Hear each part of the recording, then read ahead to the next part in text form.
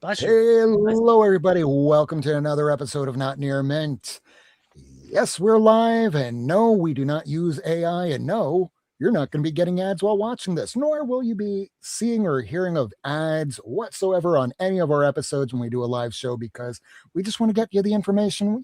We just want to hang out. You don't want to have to skip around through ads. Nobody wants that. But I want to thank y'all for being here. There's been some news that's been happening this week. There's been...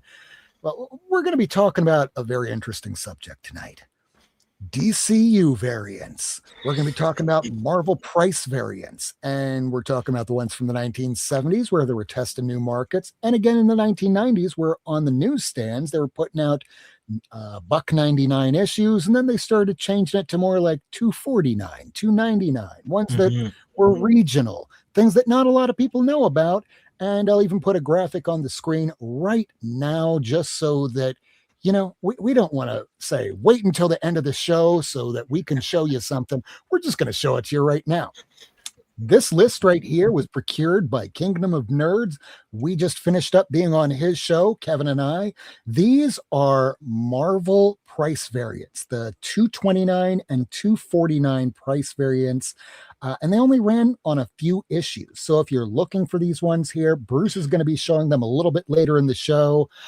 But of course, this is why you come to watch our show, to find things that you don't necessarily see elsewhere. This is why we get people like Big Lyle, Kevin, Vinson. Kingdom of Nerds will be on later. But it is the end of the week. It is the moment that you all Pretty champion. Is Jeopardy champion, everyone? Guess what? It's Friday, you bastards. The internet brings comic fans around the world into one comic book community. Comic creators and comic fans, tonight you are seen, heard, recognized. Because comics are for everyone. Live from Miami, Florida, broadcasting around the world, this is the Not Near Mint Show.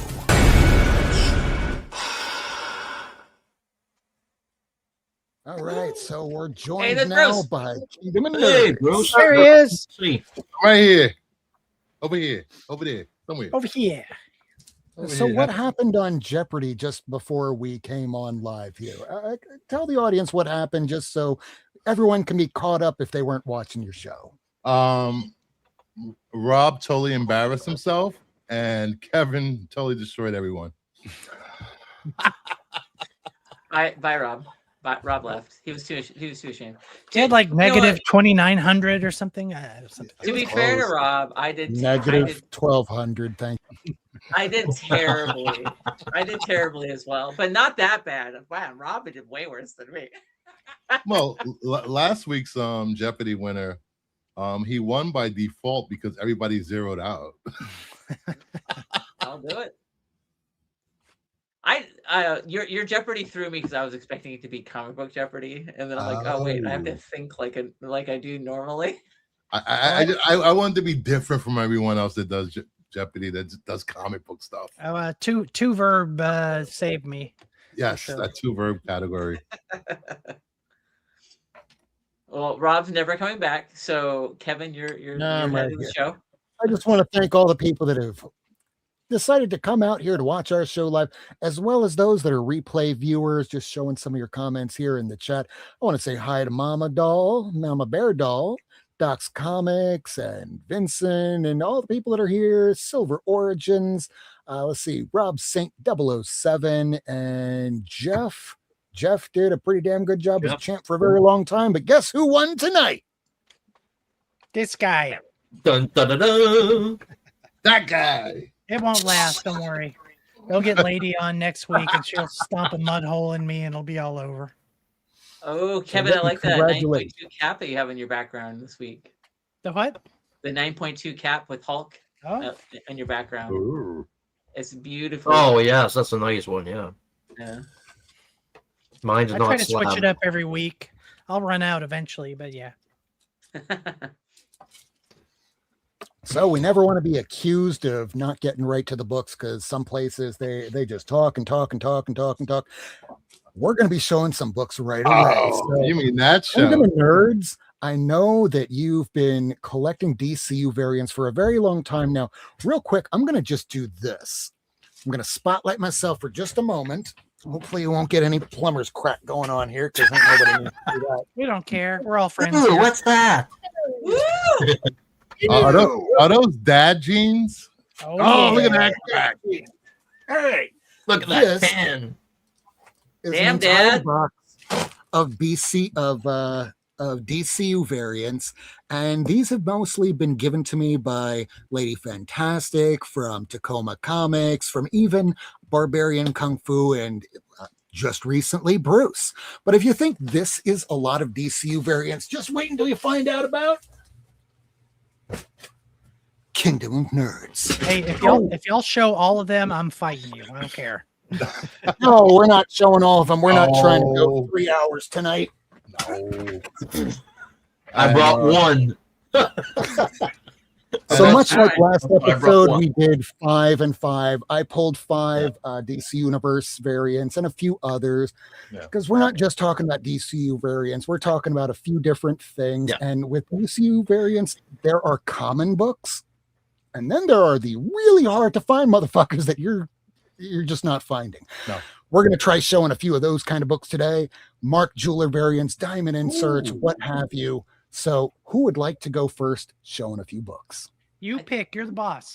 Yeah. Well, That or you have are in the Bruce. upper I think we should left-hand have Bruce corner. pick it up. Me? Okay.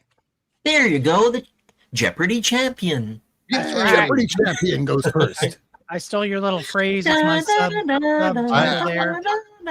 I will Love say you, this: Doc no Guy. one got the final Jeopardy answer. It was the Wizard of Oz. Bruce, I thought I had it. I thought I was being clever. I said Little House on I the know. Prairie. Thought I had it. All right. I I thought have it was going to be Oklahoma. So I didn't make a graphic for this. So I guess it will just be this now. So sorry, not sorry. I'm going to get what I want. Christ.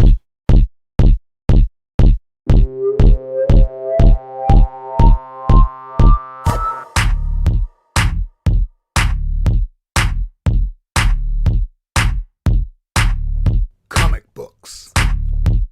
Comic books. Comic books. Oh my god. Comic books.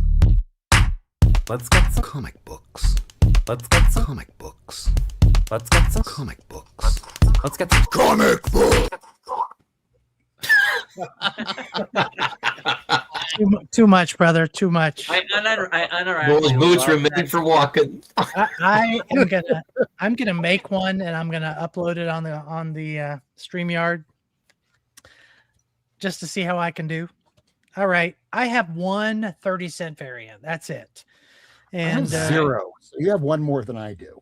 and Vincent's gonna be jealous, but it is an Incredible Hulk. I've got Oh, number nice. 201 in a 30-cent variant. That's what they look like if you've never seen one before, and a lot of people never have actually. Yeah, that's really rare. Oh, Mhm. And then honestly, the rest, I don't have any Whitmans. I don't have any DCUs. I know Bruce and Rob are going to show a bunch of those. Everything else I have is Mark Jewelers, and I'm not going to show all of them, but just a fun background story before I get into showing just a few of these. So I grew up a military kid. My dad was career Air Force, so I spent my entire childhood on or near military bases, and I don't have a lot anymore, but I can tell you that I tore hundreds of those things out of comics when I was a kid Wow. because I hated them. And if you know anything about Mark Jewelers inserts,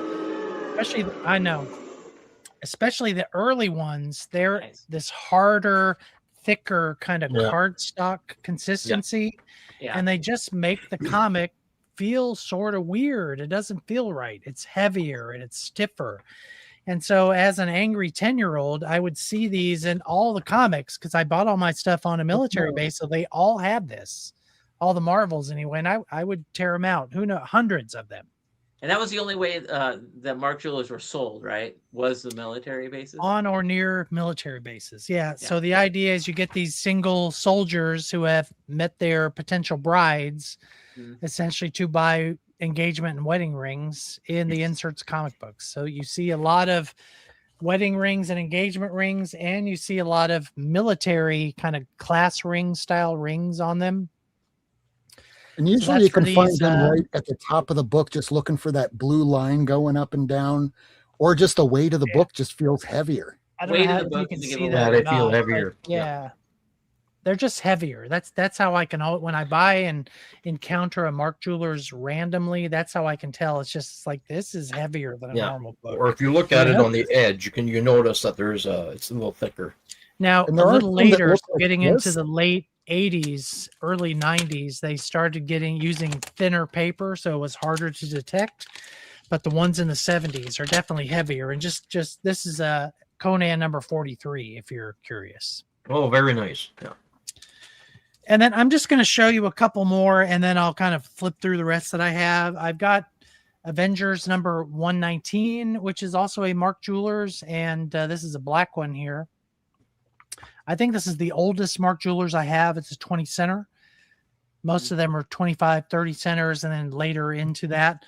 But another thing, and this is, I'm sure some of y'all know about this, but not necessarily everybody, is when you bought a comic book at a Stars and Stripes bookstore, which was the name of the military bookstores that were on post or on base.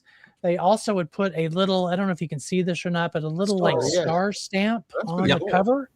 So when you went to check out and bought it, they would stamp it just to let people know that it was paid, I assume, that it was sold, that you bought it. So sometimes you'll see them with these and sometimes you won't. But if you see a star on a cover like this, there is a very good chance that at the very least it was a Mark Jewelers. And if you're lucky, it still is. Yeah. Make sense? So let me put that one away here real quick. I'll go fast. Sorry, I'm not going to take cliff time here. So another one I've got, this is Avengers number 120, which is the next issue. It has a blue one. They would change colors. I've seen them blue, black, red, purple. They come in a lot of different colors. Pink. Yeah. And just to show you what an uber nerd I am, so I put on my bag and board, of course, and then on the back, I will make a note on the back, whether it's a Mark Jewelers, and then this one also has a Marvel Value Stamp, so MVS for Marvel Value Stamp, MJ for Mark Jewelers, just to let me know. It's good to remember that stuff. Here's another one just for shits and giggles that has that stamp. They're not always on the same place, but this one is right on the 25-cent. Can you see that? Well, they were manually stamping those at the register, right? Yeah, they just ring it up and then they take a stamp and literally just bonk on the cover somewhere. And then, and I wish that Tacoma were here today, but a majority of my Mark Jewelers books, and these are actually some of the oldest comics that I still have in my collection that I bought myself. Most of mine are Gru the Wanderers, believe it or not. I have a ton of Mark Jeweler Grus, which are not real common. Wow. Super glassy. At all. I'll trade you some DCUs for some Mark Jewelers. Because, you know, Gru was never the best-selling comic. Gru was one of those epic titles that went direct, along with what, Kazar, and what was the other one? Help me out here. Not Man Thing. It was Kazar, Gru. There was like 3 books that went direct only in the early 1980s. So there's not a lot of Grus, but I got a whole bunch of consecutive ones. So I got 20, 25, 26. Who knows how many of these I actually tore them out of as well. These are just ones that survived. And these all came out. This is like 1986. So I'm 16 here. And probably just gave up tearing them out. I was just tired of it. But these are all Mark Jewelers, Gru the Wanderers. I've got about 10 of them in a row. And I'm sure I have more, but I didn't want to dig through my boxes. I don't really have them demarcated in CLZ, which would be nice. And there's not really a way that I know of. And maybe Rob, you do know that you could search for Mark Jewelers on the app. I don't know notes it, but it's not. You can't. I can't find a way to sort for it. Yeah, if you could sort, that would be nice. So I probably have a few more, but I just grabbed the ones that I knew for sure. It's interesting too. I'm noticing those are also newsstand. So the newsstand. Yeah, because Stars and Stripes bookstores were newsstand sources. Yeah. So there are no Mark Jewelers in direct comics. They're all newsstand. Newsstand copies sold on or near military bases is the only place you'll find Mark Jewelers. Yeah. Yeah, if you're buying a collection from somebody, a question to ask them that might not be a bad one is, did you grow up near a military base? It might seem like a strange question to them, but if the answer is yes, you might want that collection. Mm-hmm. So yeah, I've got 12 Grews that are all Mark Jewelers. Groovy. That's it. That's it. Pass it on to somebody else. And I'm probably, Rob, just for your own information, I'm probably not going to show my this week's pickups because I showed them on Bruce's show, and I'll show them again probably on my Monday video. So I want to let everybody else take the stage. All right. Let's throw it to Lyle because Lyle has some of the, let's just face it, ain't none of us going to have some of the books that Lyle has. Hey, I had those Marvel family flyers last week, so you never know. I was looking through my long boxes last night till about 2 in the morning, and I'm thinking I was beat. So I did find one that because I don't have them on the list, but all this stuff. It's you have to kind of look for it. So this one here is also from a military base. This was Charlton Comics called Attack, number 47 from 1984, but it had these on the back cover. Ooh. Oh, that's cool. So it's like a Mark Jewelers, but on the back cover. But on the back cover, and it's the only one that I dug out of that because I wasn't sure what exactly you wanted me to show other than this stuff and the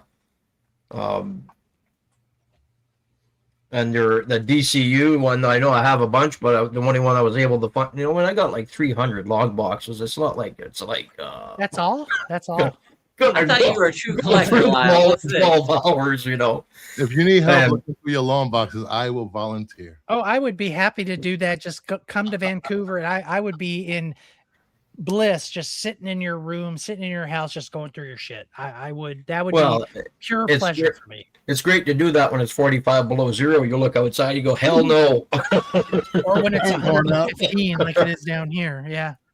And there was DCU ones. Warehouse 13. I feel like Lyle's comic book room is like the size of Warehouse 13. It's just like it's a big room. I mean, I'm in the basement here, and this room extends all the way around to the back, and it's like. Bruce, I hope we didn't ostracize people on your show. We got a little political today. I hope it's all right.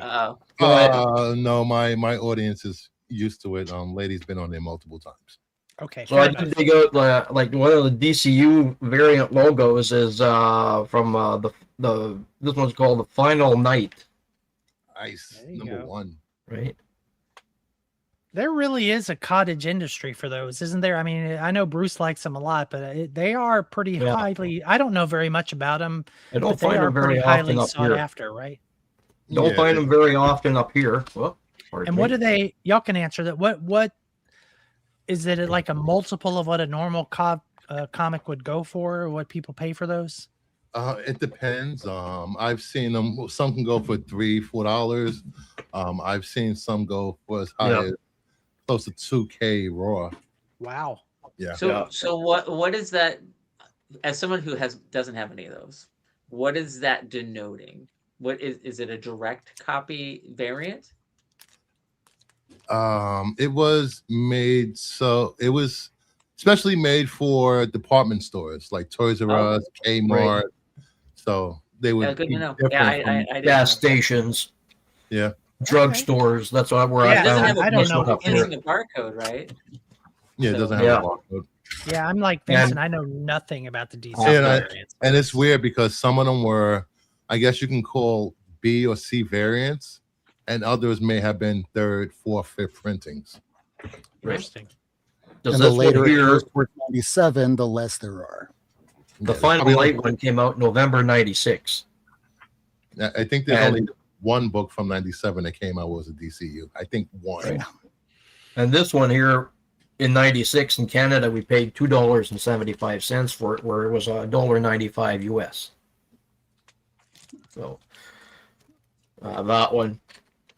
So the other stuff that I dug out there, Rob, is like error comics and recalled comics and all that. So if you want to go to somebody else that wants to show their Mark Jewelers, if they have any, or DCU logos, carry on. The rest of Bruce them, has DCU logos. I've got Whitman's to show off. You Okay, can go well, with them. we can do that, and then we'll switch over. Miracleman to- joined. Yay, Miracle Hey, Man. Miracle Man. What's up, Miracle Man? Let's grab one more thing anyway. Boys. Well, Miracle Man, if you only have a few minutes, do you have any DCU, any Mark Jewelers, any variants that you'd like to show? Listen, I really wanted to participate in this theme, but then I realized I don't have that marked in my CLZ at all. I literally have no idea what variant. I know I have DCUs. I know I have Mark Jewelers. I know I have some with other inserts in them, right? But no, didn't do it. But I do have stuff I could show unrelated. We mentioned that right before you came on, is that CLZ, they have some books that are demarcated as a separate, you know, you can get an A, B, Price C, variants, and A's, they B's, are yeah. Mark Jewelers, but not every book is like that. Like all these Right. grooves that I have, there is nothing on CLZ that says there are Mark Jewelers variants of. It's just A and B. It's just If we want to direct stay in theme, newsstand.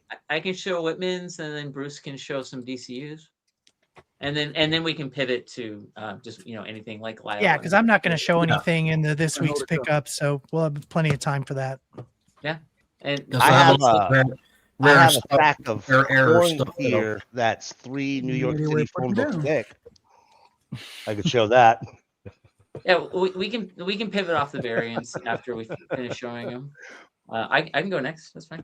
All right, go ahead, because I thought I had my 5 and 5, and I don't know where I put them down. And in a room like this right now, that's Yeah, I put together a 5 and 5, but it doesn't look like we're gonna have enough to do a full 2-round anyway. So I can just fine. kind of like how Kevin showed off a bunch of. I'm highlighting Whitman's. So for those who aren't as familiar with Whitman's, they are very commonly done in 3-packs. They don't show the issue number on the cover, so you have to go into the indica to figure out what actual issue you have. Actually, often... that's only correct for the DC ones. On the Marvel ones, you have to go into the sativa. The what?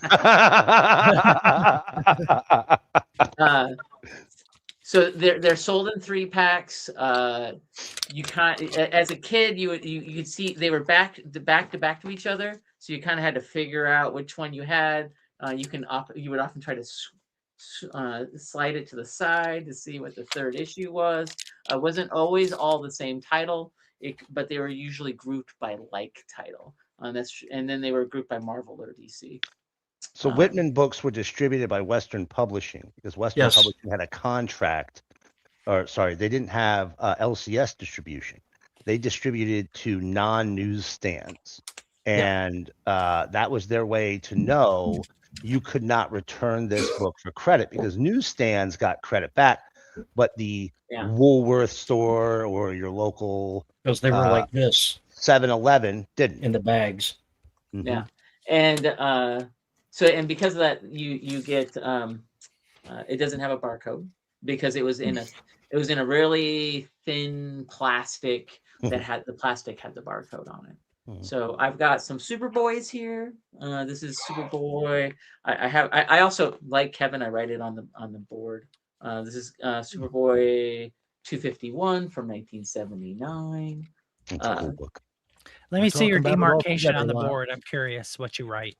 I'll show it on some other ones that don't. Yeah, these boards are to the side. I always love how everyone catalogs their comics. I find mine's really basic. Nothing fancy. So this was a 3-issue pack that had the same title.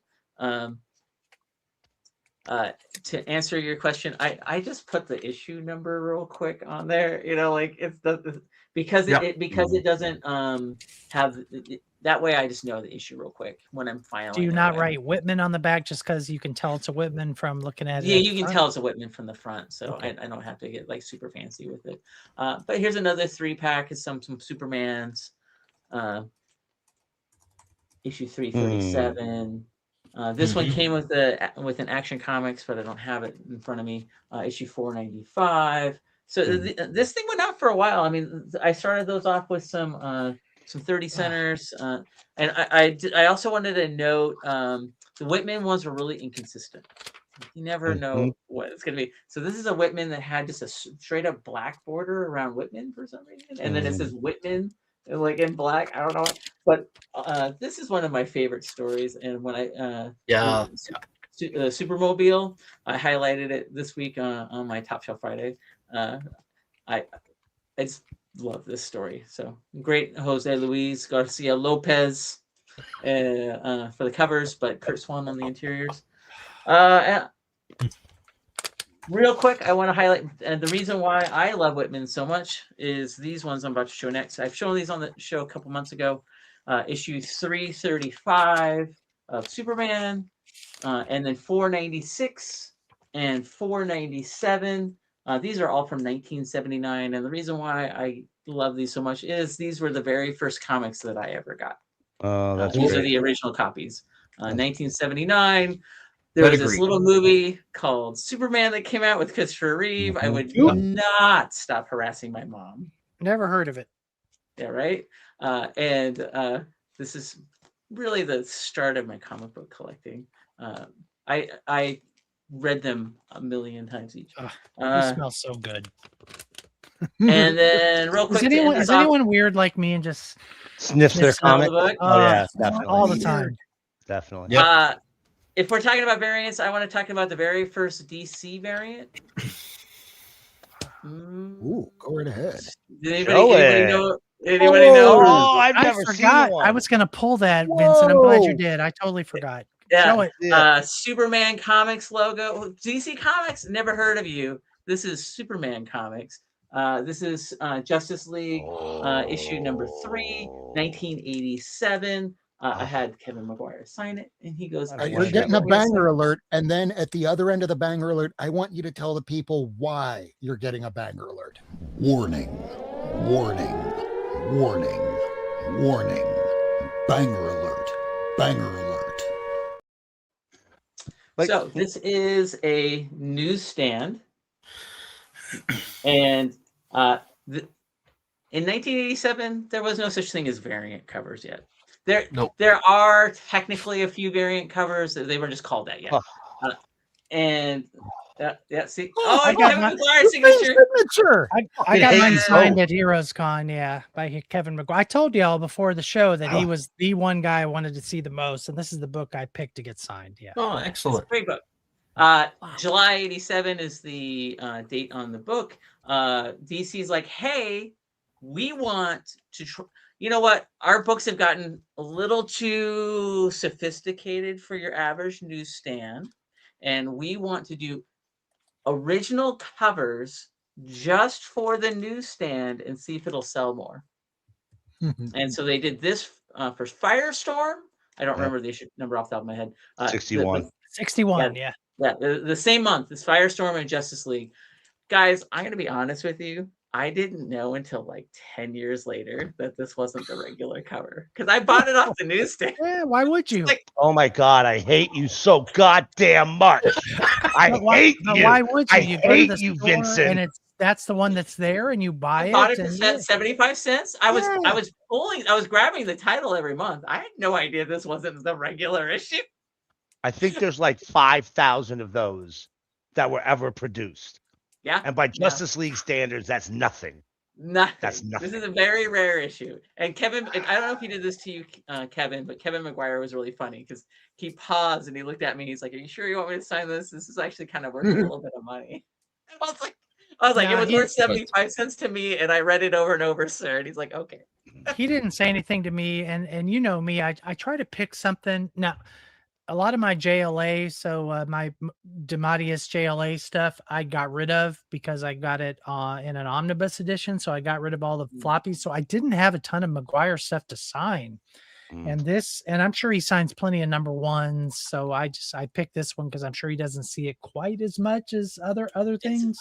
It's a fun cover. The last one that I have, I didn't even know these existed. And since we're on the theme, and I got this recently. I only showed it off a couple of live shows ago.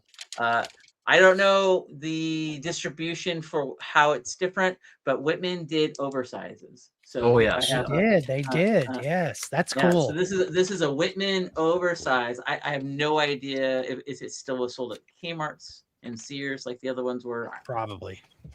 But very cool. I suspect those are pretty scarce compared to the regular comics. So don't quote me on that, but that's my guess. Yeah, I got this from my buddy Manuch, and he's just like, I think you would like this. And I'm like, you're correct. I do like this quite a lot. Thank you so much. You are correct, sir. Yes. That's all I got. I would love to see Bruce's DCUs. Cool. Those Whitmans are awesome. They are. Hey. Yes. Show us the good ones, Bruce, like the rare ones. I want to see the super rare ones.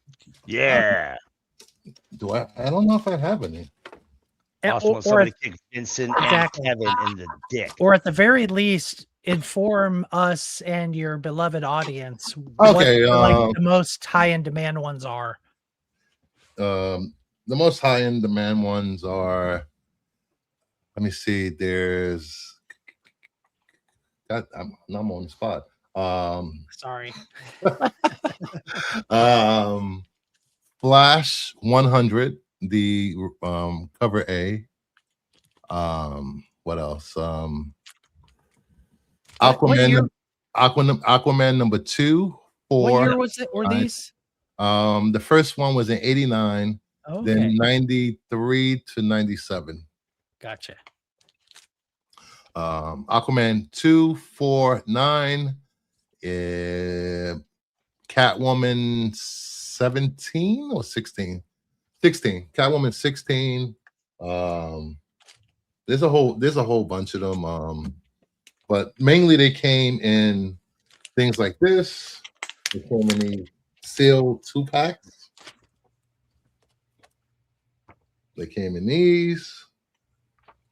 They came in stuff like this. Best of 94. Okay, those are cool. Yep. It's nice you still have some in the plastic. Got this one. I don't have any like this. This is amazing. Then they came in 20, 16, 10, and 5-packs. I still have 20 packs. I don't have 20-pack. I have no recollection of those. A 20-pack of comics? Where the hell were they distributing them at? Mostly Kmart and Toys R Us had these. That makes sense. And this was in the 90s? In the 90s. It's funny. I had Toys R Us as an account for the company I worked at, and back then, and I never saw those. I never. Even though this says 0 hour, there are about 5 to 8 DC Universe logos in here. The DCU, the 0 hour ones are hard to find. Yes. That's cool to see. This one actually still has I think a price tag on it.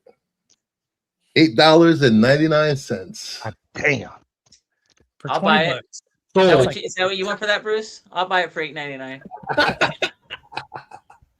Now, there's actually Bruce, I don't want to get nosy, but what would a pack, if someone wanted to buy a sealed 20-pack now, what would they be paying for that? Anywhere between 104 to 500, depending on the pack. There's actually a 20-pack. It's the most expensive. Usually goes for $1,000+. Wow. And it's the only pack that has a Batman Adventures 12 in it.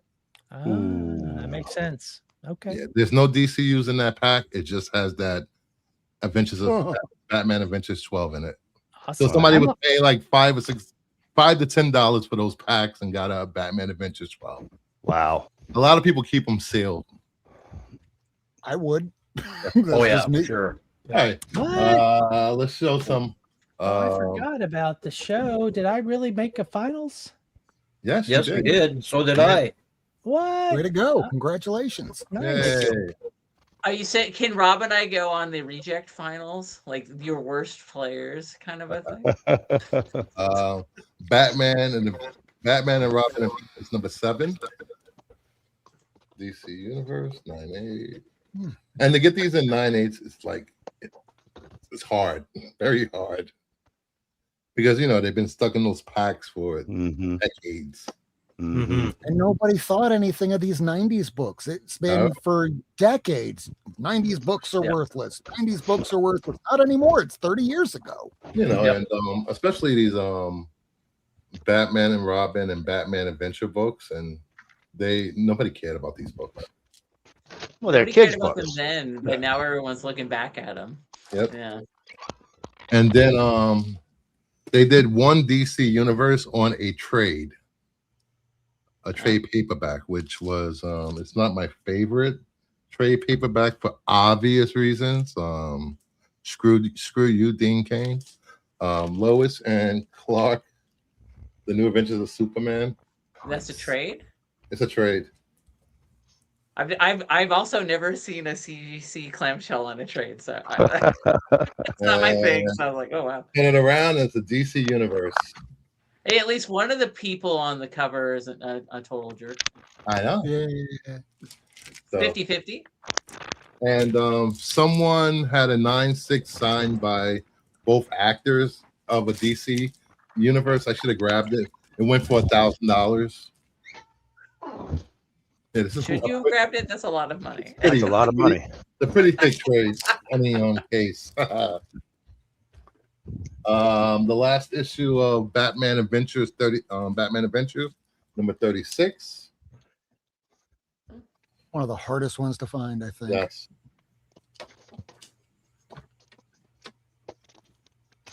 Zero Batman Adventures is DCU.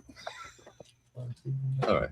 Power Shazam number 4. This was another hard one to find.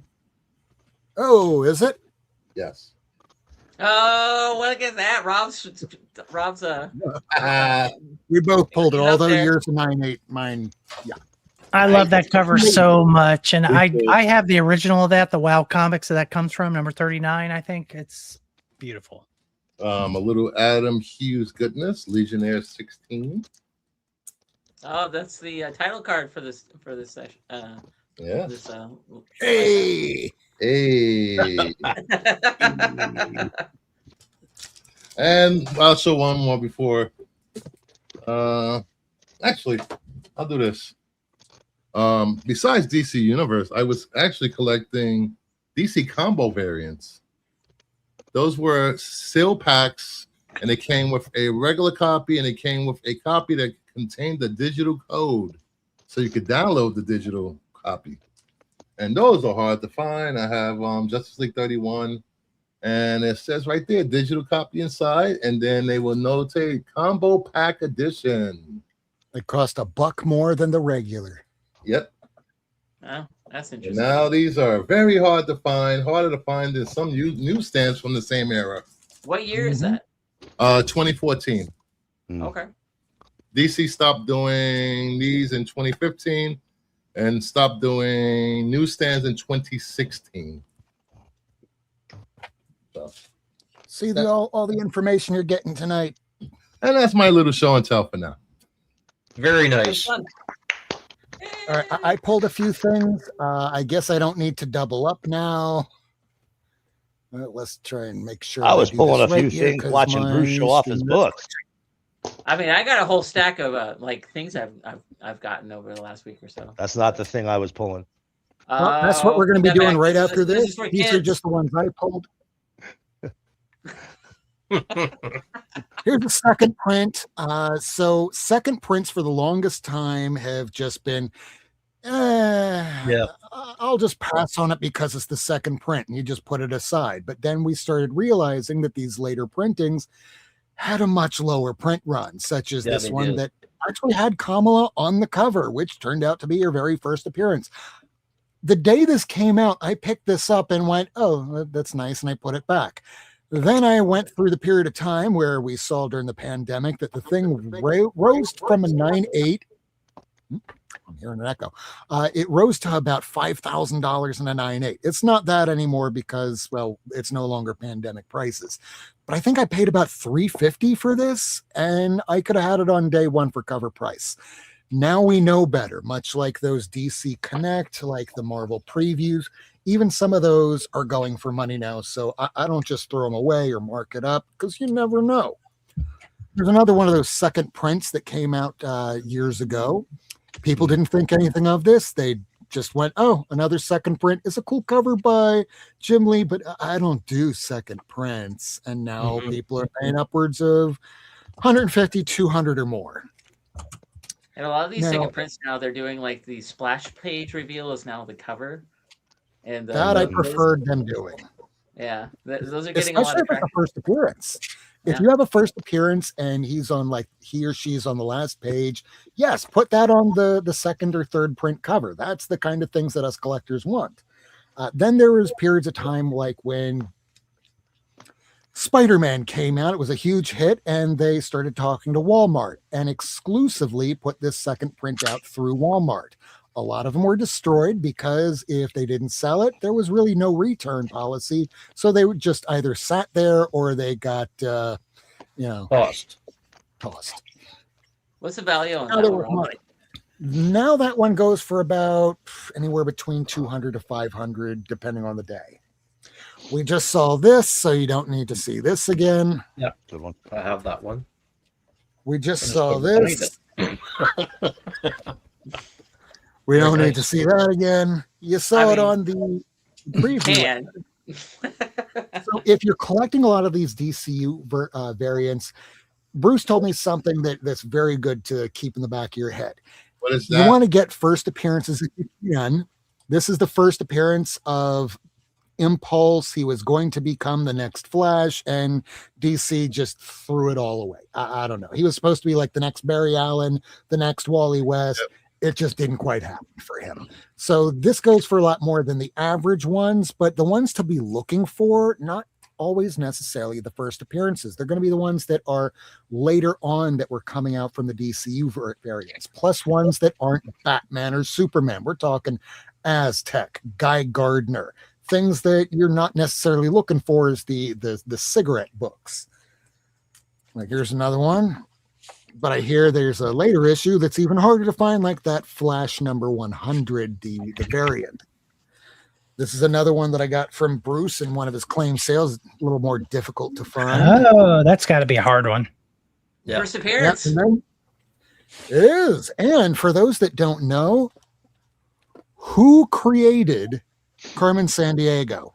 The people on the show, they might already know. So let's see if anybody in the chat knows. Who created Carmen Sandiego? Oh, you mentioned this and I can't remember. I can't remember. 4, Was it 3, Alan Moore? 2, 1. It was Alan Bill Moore? Sinkovich. Bill Ah, that's what Sienkiewicz. it was. He did a quick little sketch of it, and that sketch was like the slightly tilted hat, the obscured face, and that was Carmen from then forward. Now, the last thing I'll show here, this was also from Bruce. I thank you so very much for this. I have 3 slabs now in my entire collection, and this is one of them. And when you look and go, hey, but it's like a 6.0, it's like, but hey, this thing is almost impossible to find. Yeah, it's a tough one. Yeah. Other ones that are hard to find, things from Funeral from a Friend specifically. There's a cover that has Supergirl on it, and that one, if you find it without the DCU variant, it's $1, maybe $5 in top grade. You find that as a DCU variant, you're paying like $200-300 or more raw. Why were those so rare? I mean, that was the circulation on those books regular were really Lower high. print. Really high. Bruce? Take it. Yes. What was that? I'm sorry.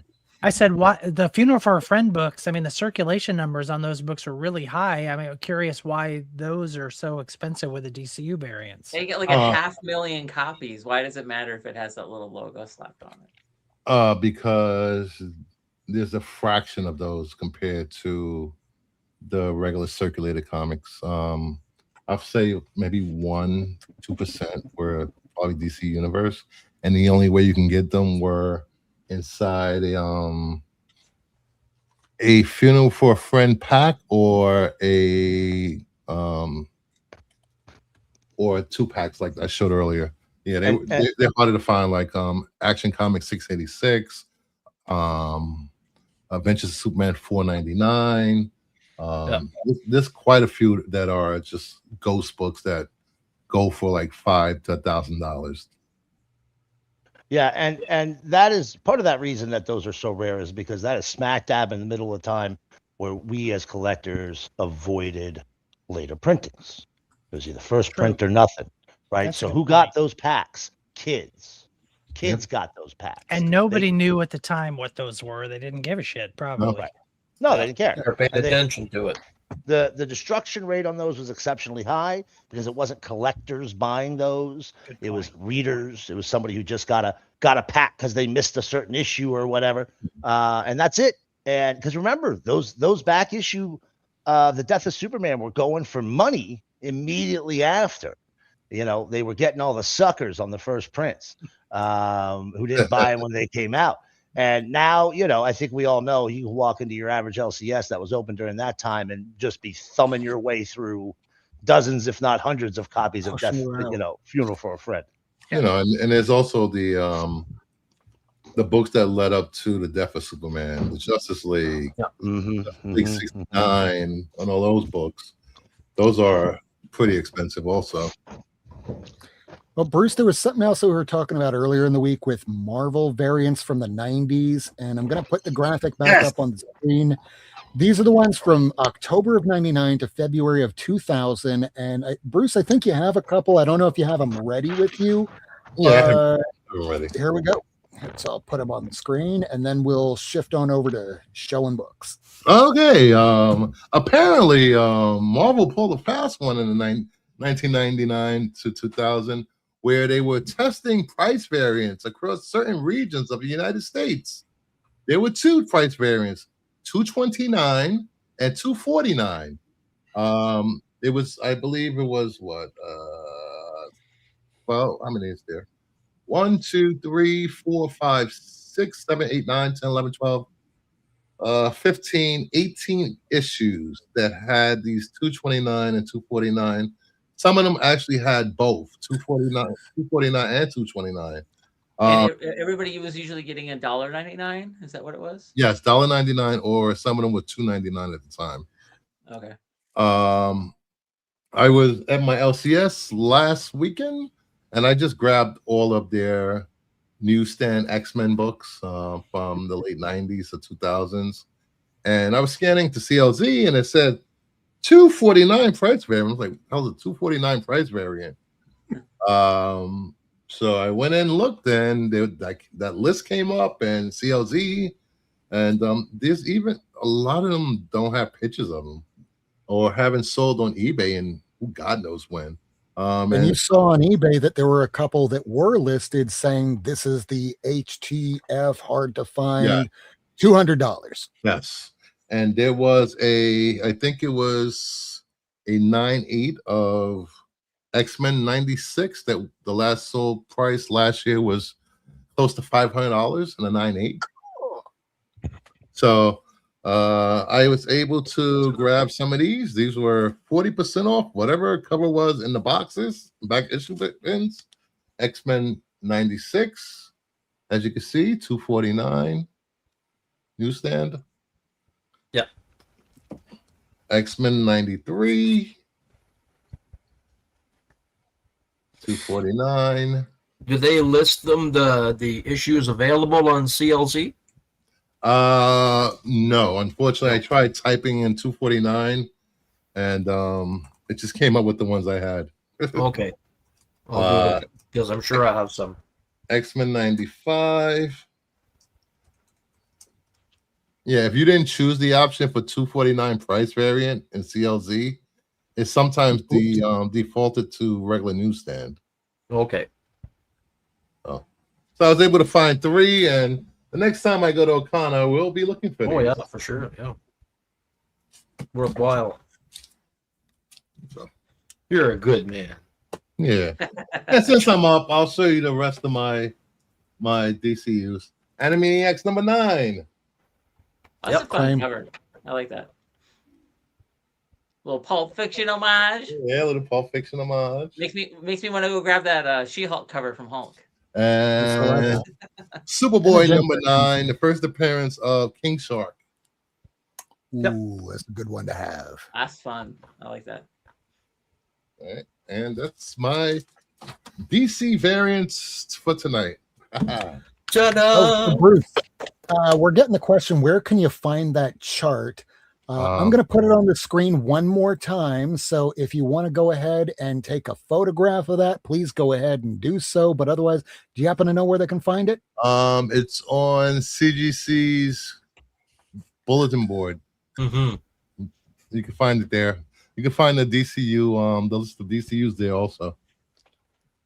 Oh, wow. There you go. So take a photograph and start digging, because those aren't going to be easy to find. And after us telling you about it tonight, I'm sure that eBay is going to have a couple people looking for that probably now. Run. So while those people are looking up those 90s books that they never would have thought about prior to tonight, who wants to start showing some books that they might have just picked up this past week? Oh, Kevin does. I'm just going to go real quick. I said I didn't have anything to show, but I did wanted to give a big old shout out to Bill from Colorado, Spy Vinyl on Blue Sky. He sent me an AOK today, which I just got. I wanted to show it off real quick. He sent me a copy of Ringo Kid number 13. He knows I'm the Western junkie, and he sent me a series that I have never read before, the whole thing.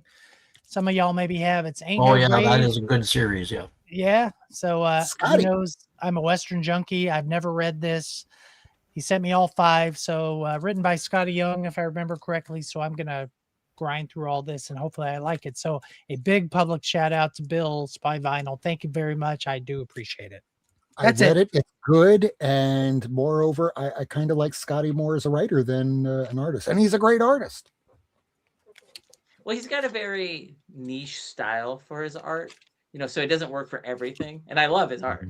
I mean, the baby style is just one of his styles, because going back 20 years, God, he's been doing this for a long time. He can do many different styles. We just got accustomed to seeing the baby style because it's like being an artist working for a gallery. When something sells, you aren't allowed to verge. That's what everybody wants. Yeah. I mean, heck, at Heroes Con, Kevin and I were at, what did that one piece of his go for? It was like $15,000. Yeah, some preposterous amount. Yeah.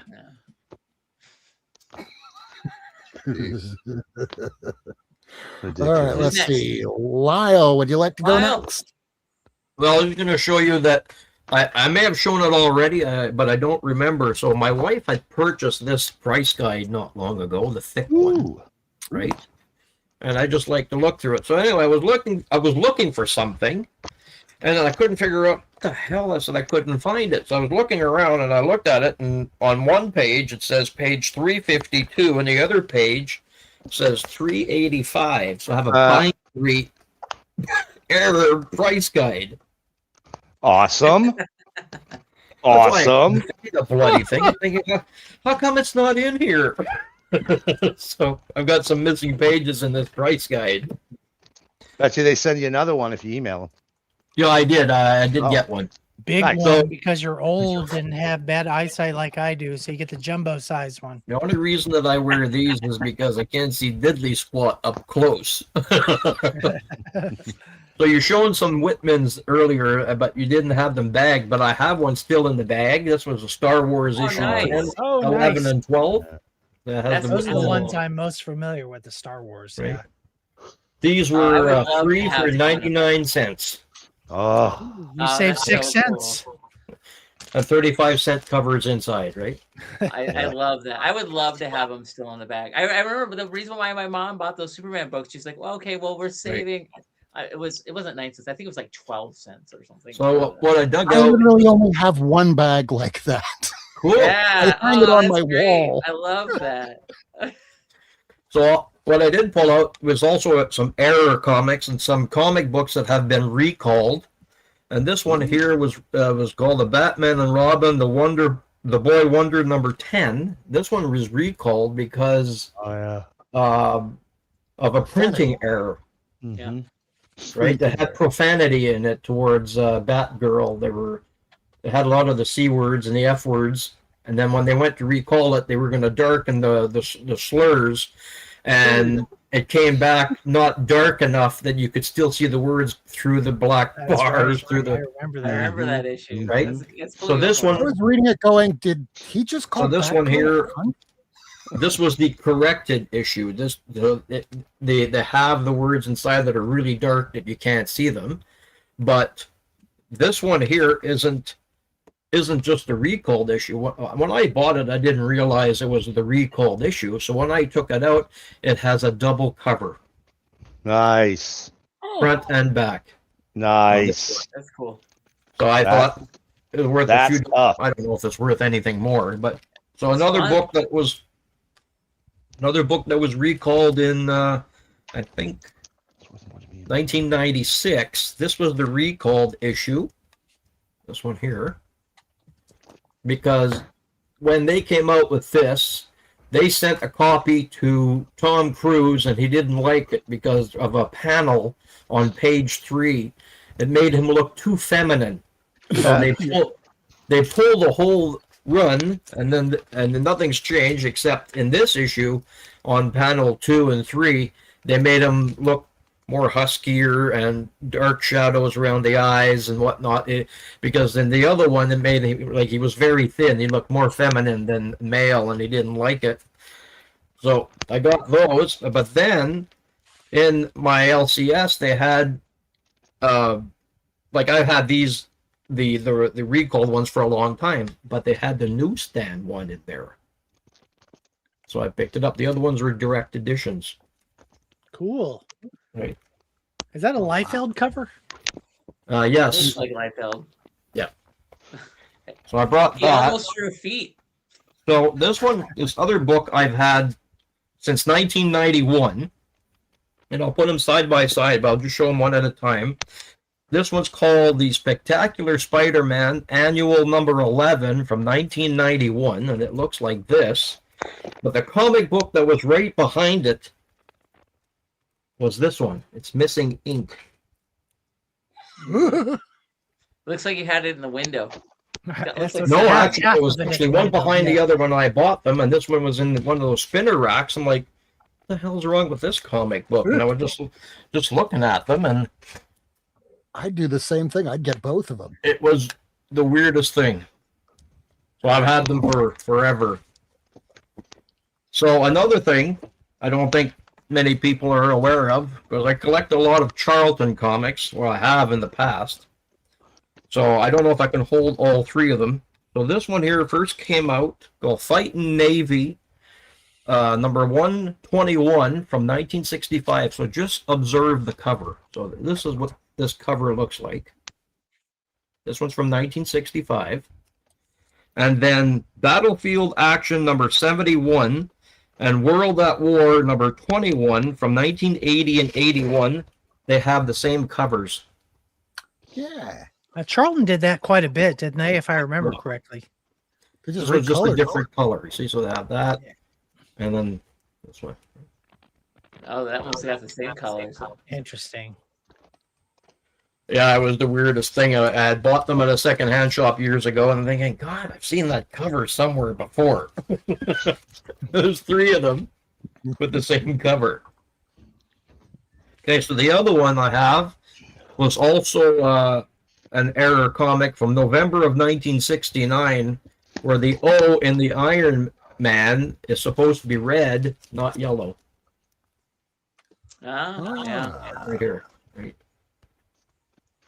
And this the A is red, but this one's yellow. Kind of like in our Now, graphic now I got tonight. to where check forgot mine. to- I don't know. I assume mine's normal. I would have noticed that, surely. So also there was another error, a recalled comic book in 1998. It was Wolverine 121, where they were supposed to use the word killer, but they used the word I'm not going to say it. It's a different word. It was in this. Starts with a K and it is anti-Semitic. Yes. So it's in here's this my one. Iron Man. It also There's a has derogatory word for some It's people. got There the you yellow. go. There you go. You got Now it. I got to go check. Hang on. I was like, you got me curious. I gotta look. So this one here was an error comic, an error variant for a Superman comic from 1952. And instead of the striking plates being issue 75, it's supposed to be issue 75, but it ended up being issue 74, as you can see up here. It was a Oh, they missed number. misprinted the issue number? And this is a Canadian variant Superman as well. I know it's in rough shape, but I did find it in the dollar bin about 20 years ago, not realizing that it was misstruck. So it's supposed to be 75, but it's 74. I got the regular one. Y'all are lucky. Mine's Oh, and this I one didn't know here. mine was special. You special, both of y'all special. I suck. Yeah. I've owned my copy since the 80s, so I had no idea. So thanks, Lyle. You helped me realize Yeah, that. I didn't know problem. either. So this one here is Heroic Comics, number 32 from 1945. It was the cover was done by a fellow named Harvey K. Fuller, but the art inside was done by Alex Toth, and the cover looks like this, but so does the second cover. Ooh. Second cover. I do not own any double covers. None. Oh. Zero. I own I have like 4. Yeah, And I own like also the back cover. Right?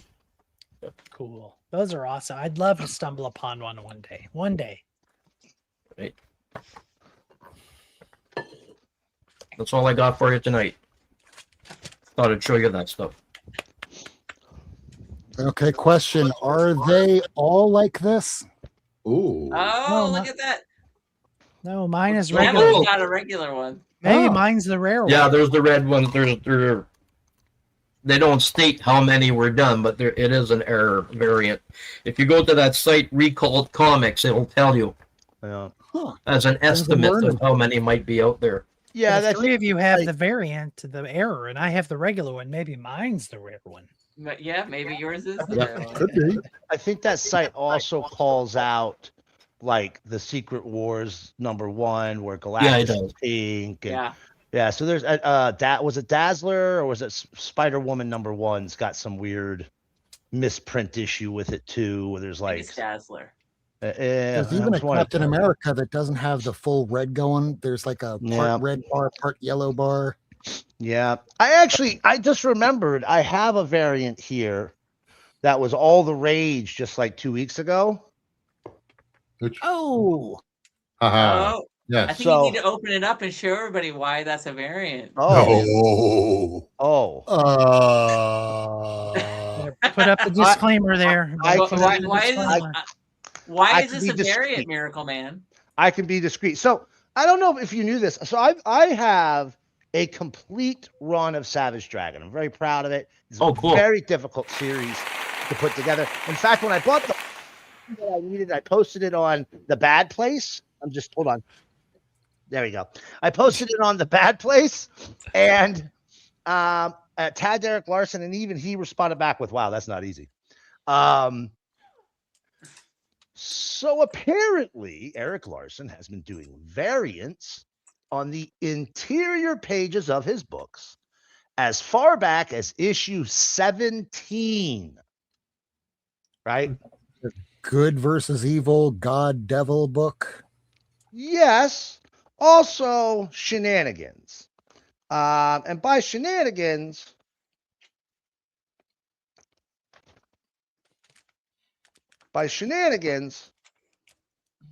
oh, wait. I grabbed the wrong copy because I went and bought a Yeah, nine. it's not the Here rare we one, go. according to Jeff in the comments. I just saw that. This- I'm like, yeah. The room is covered in excitement Mm. web Stuff. excitement webs. I Oh, bought. I both. know what it is. It's ectoplasm because she was really scared, and the ghosts they just ectoplasmed every. There's a person in the middle, and they're making a sandwich, and Right. somebody got excited. And anyway, so this one was a big one. Now, all the way back in issue 17, they did this as well. But 17 actually has a variant cover. The standard one shows his girlfriend. What was her name? Rapport, whatever. His girlfriend. She's a superhero too. She and him are getting freaky in the shower. In the standard issue, where it has Savage Dragon on the cover, the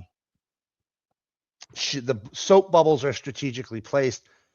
In the secret variant, it has the 2 women on the cover, 2 women in his life, and the soap bubbles are not so strategic in that placement. So you get a little hints of this and that. He did it again in issue 47. He did it again like issue 50. And you know, he likes to mix filth in with his books. Did he just do this sneakily and not tell anyone? Yes. Or Correct. okay. Huh. Correct. He just did it. And you had to figure it out. So good time. Now, I told you, Rob. So now here's the thing. So 280, they actually made a second printing. You can get one that actually says mature right here, so you know you're actually getting the secret back final page variant on that. And they also did a second printing of 281, although I don't think there's any filth in there. He also does secret third covers. You won't know them. You won't know it. You can't solicit it, right? You can't FOC it. It just, if you order more than 2 copies, if your third copy gets one of these random variant covers. He had a Frank Cho a couple years back on one of them, right? And luckily, I was looking on my comic the very day it came out. I was like, oh, yoink! And I got my hands on one. But they are not easy to come by because he doesn't announce them. You can't order them. So anyway, yeah. And could I show other books, or should I let other people? Yeah, this is book show time, man. Okay, We're all right, check it learning, out, man. We're learning. guys. Look at this. Look at this. Look at this. Oh, God. that. I'm gonna go take a nap. I'll be back.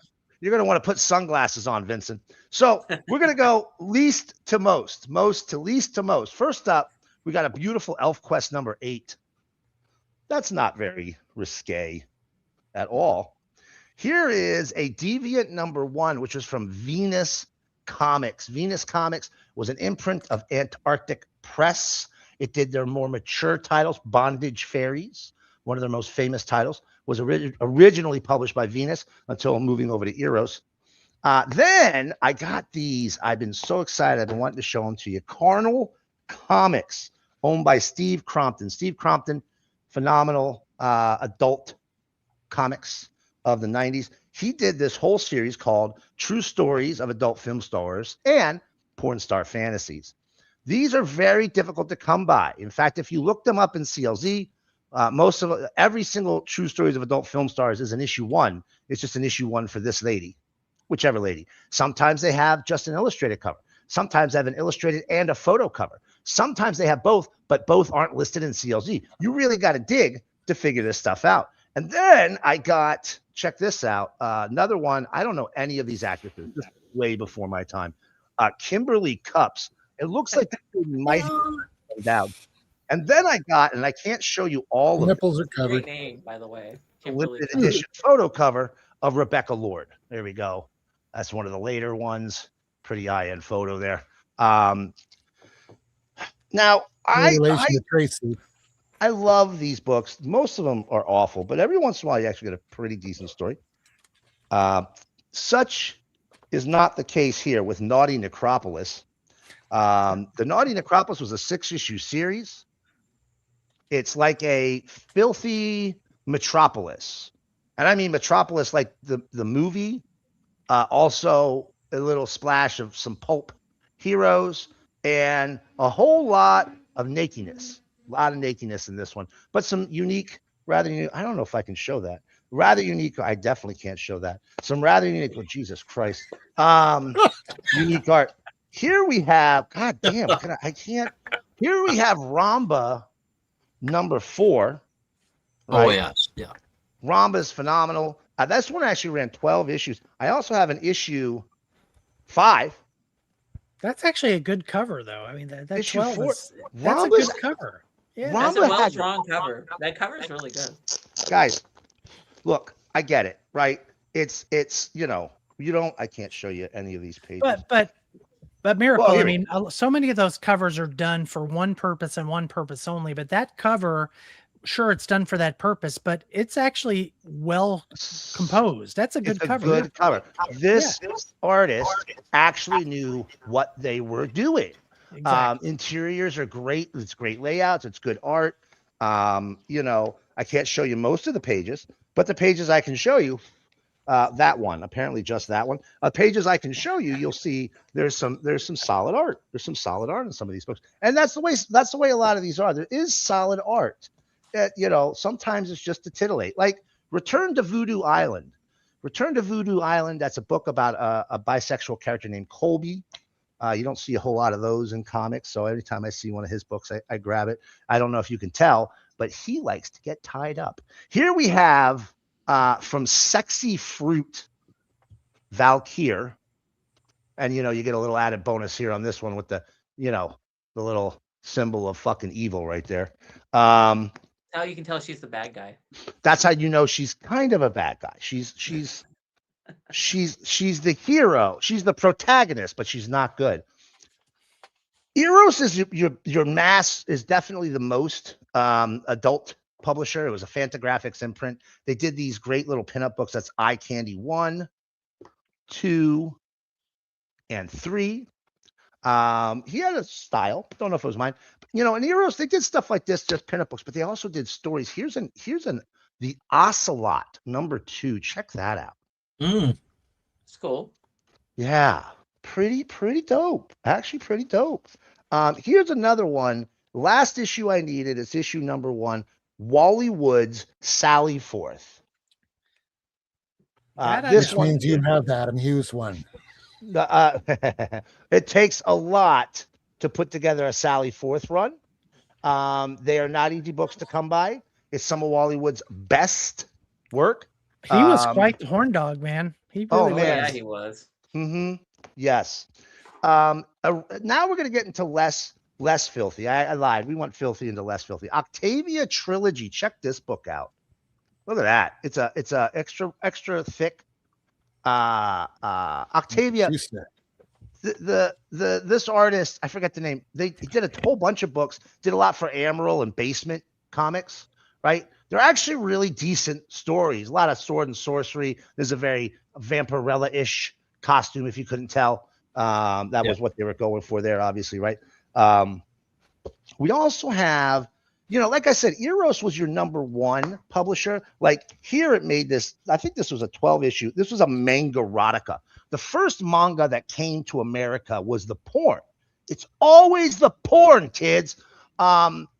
And here we have 3 issues of a phenomenal series called Were Slut. Now, hear me out.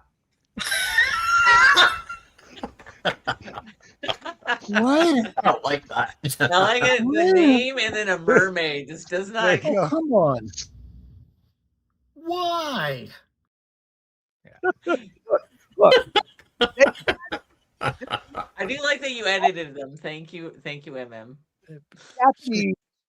the Japanese are unique people. Here we have, again, this is Eros, but here we have XXX women. This is a John Workman. If you see a John Workman book on any of these adult books, they're worth buying, right? Those are honestly absolutely worth buying.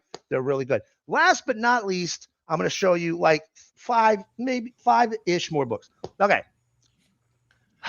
Frank I prefer my wear sluts a little hairier. Sorry. Look, man, You fucking tracer! Your mother's a tracer! man-loving adult comics are not common. I buy them. You just don't ever see them. The Iron Devil by Frank Thorne, one of his 2 erotic series that he did. That's cool. Yes, he actually did 3. He did one that was just like an art book and like a whole bunch of short stories. But this was like an ongoing story. And there's #1. Sorry. I love Frank Thorne's work. You know, he was the original artist on Red Sonja. Oh, he's so good. So he good. broke off. His He did style Gita. is so amazing. Oh yeah, He broke off into Gita of Alizar. Then he did the Iron Devil, and there's another one he did. And I forget the name. I have a book from it, but I forget the name. I don't have it. Maya of the Celts. No, it was something else. It was like that. Okay. Before, I'm gonna wrap up here a little bit. Couple of oddballs here at the end, and then two cool things to show you. This was an adult book. It's by Brainstorm Comics. Now, Brainstorm Comics, best known, and I'm sure you know this, Lyle, Vampirotica, right? Remember Vampirotica, yes. Red Rain, right? Mm-hmm. That was their biggest book, right? And really it was about one thing. Well, two things. And both of them were on the main character's chest. But they also did this book called Dawn. Yeah. It was a one shot, but it's cool. Looks like Spawn. Yes. It's a play. Yeah. Yes. One shot and a back shot. Yes. Here we have a Masters of Fantasy Betty Page pinup book. This is hard to find, guys. Okay. I'm trying to get Lan yet. They're doing a hardcover. It's supposed to come out. I get it. Right, Fives guy. I get it, man. I buy that stuff because you're never going to see those stories reprinted. Nobody does them. There's that. Okay. And now here we have, you guys aren't going to believe this. This one's super cool. Very hard to find in the States. This is Astounding Weird Penises number 258. Now look. Whoa, stand back. I don't know how big it's going to get. I mean, 10 cents. Nope. Stop talking. Go to jail. Look. I'm going to tell you this story, and some of you will be like, "Oh shit, I need to get that." I don't. This is written and illustrated by one Alan Moore. Illustrated and illustrated by Alan Moore. You now have my attention. Yes, this was. You got Rob. Rob's in. This was an insert to Dude, I am so locked in right now. You have no idea. To a magazine that he published in the UK, right? Yeah. So like you couldn't buy this by itself. It actually came physically inside a magazine. You had to buy the magazine to get this. There are plenty in the UK. You want to go over to the UK, pick one up, pretty easy. You just buy the magazine. They're still in there. This, right, Mama Bear? I appreciate that you recognize that. This, I know, right? I was like, I don't even know if there's a penis on here. Yeah. So, beautiful book. Had to get my hands on it when I saw it, and check it out. This is for a buddy of mine. Thank you. Yeah, it's yours. Yes, this is yours. That's your book. This is for you. I'm gonna send it to you. So that one, I just found it. Oh, wait. I totally forgot about these. Hold on a second. All right, then I'm done. All right, just wait. Stop fucking yelling at me, Kevin. Wait. Here they are. Okay. You have meddled with the primal forces of nature. I just want to let you know, I did not show you the filthiest. Like, I can't show that. Oh, you guys want to see some weird stuff? Hold on. All right, wait, before you go to Lyle, who makes me look like a fucking amateur, I never bought a fucking comic in my life. Ever my intentions. I love everybody. I know, man. Every fucking time, I'm like, oh wait, I got some cool books to show. Oh look, Lyle just fucking showed one of no to exist on Earth. Here's this one of one from 1874. This fucking guy drew this at my house. No, none of that stuff. No, you've got a phenomenal collection. I'm not jealous. I do admire it. I did get you guys show great stuff too that I don't have. And I'm thinking, how come I don't have that? Can't own it all, right? That I really want to show off real quick. Last two, Blue Beetle number 1. This is from volume 4 of Charlton. From Charlton. Prior to this, everything was so Charlton had printed a volume before this. It was all reprints from printing plates they bought from Holyoke. Holyoke or Fox? Which one was it? Lyle? Holyoke, I think. Holyoke. They bought the printing plates and they bought the character rights and the printing plates from Holyoke, who published Blue Beetle in the Golden Age. They reprinted volume 2 issues, Holyoke volume 2 issues That was what Charlton printed first, and then they did their first new story, and that's this one right here. Been looking for it for years. Finally found an issue. And last but not least, Lyle, I was really excited to show you this one because I think I showed this to the chat that all these fucking nerds are in, but you're not in it, so you didn't get to see it. Reed Crandall cover. Cool. Right? And a fuck, I forgot who did the interiors, but check that shit out. That's a Black Hawk number 60. Who owned that one? It's not you, Arthur. It's fucking Arthur. I punched that bitch right in the face for fucking writing it. Arthur, God you Doggone Arthur. Yeah, a lot of people did that in those days to keep their brothers away from reading it. This is mine. I know. We actually, locally, we have the Karen collection. She bought a lot of Jimmy Olsen and Lois Lane and romance comics, and she wrote her name in excellent penmanship right on the cover. But Karen, everybody in this local area has Karen books in their fucking collection. I'll tell you that much right now. But anyway, I was at my LCS. He had just taken a really small Golden Age collection. The only reason he took it is because there was a Superboy and an Action in there. And I was like, ooh, can I get either one of these? He's like, fuck no, you can't. I don't have either one. I was like, all right, that's actually kind of fair. What about this Black Hawk? That's a Reed Crandall cover. And he was like, yeah. You fuck buy that. I don't give a fuck about that. And I was like, oh, perfect. So I got this one. It was a really good price. The interiors are fuck, dude. Oh, wait, hold on. Excellent question. They're called the Crimson Hoods. Yeah. Right? Lyle, do you want to tell the kids at home when they wanted to do a book about the Klan back then, what would they do? They just did it because there was no comic code, right? Well, yes, but they couldn't actually just come out and call them the Klan. So everybody's familiar with Super Smash Superman, mostly, right? Like the big ones. Superman Smash the Klan, which was a radio program originally. They didn't call them the Klan, right? Superman Smashes the Klan was just finally published, 6-7 years ago? Something like that. Where they actually called them the Klan. Prior to that, they were called like the Grand Dragon. Like they had some weird fucking name. They had some other name for them, yeah. Right. And they had to do that. So but what we're getting at here, right? We can't say we don't like the Klan, we'd beat the shit out of them. So they put these red hooded Klan looking dudes in here, and then they beat the shit out of them. Right. Yep. Thank you. Exactly what I was thinking of. Yeah. Now, this one was published by Quality Comics. I know everybody. I was going to say that. Yeah. Quality. Everybody's used to Black Hawk being a DC property. DC bought them in what was that, like 1950? It's got to be the late 50s, yeah. Late 50s. Because I have comic books from them from 52 or 53.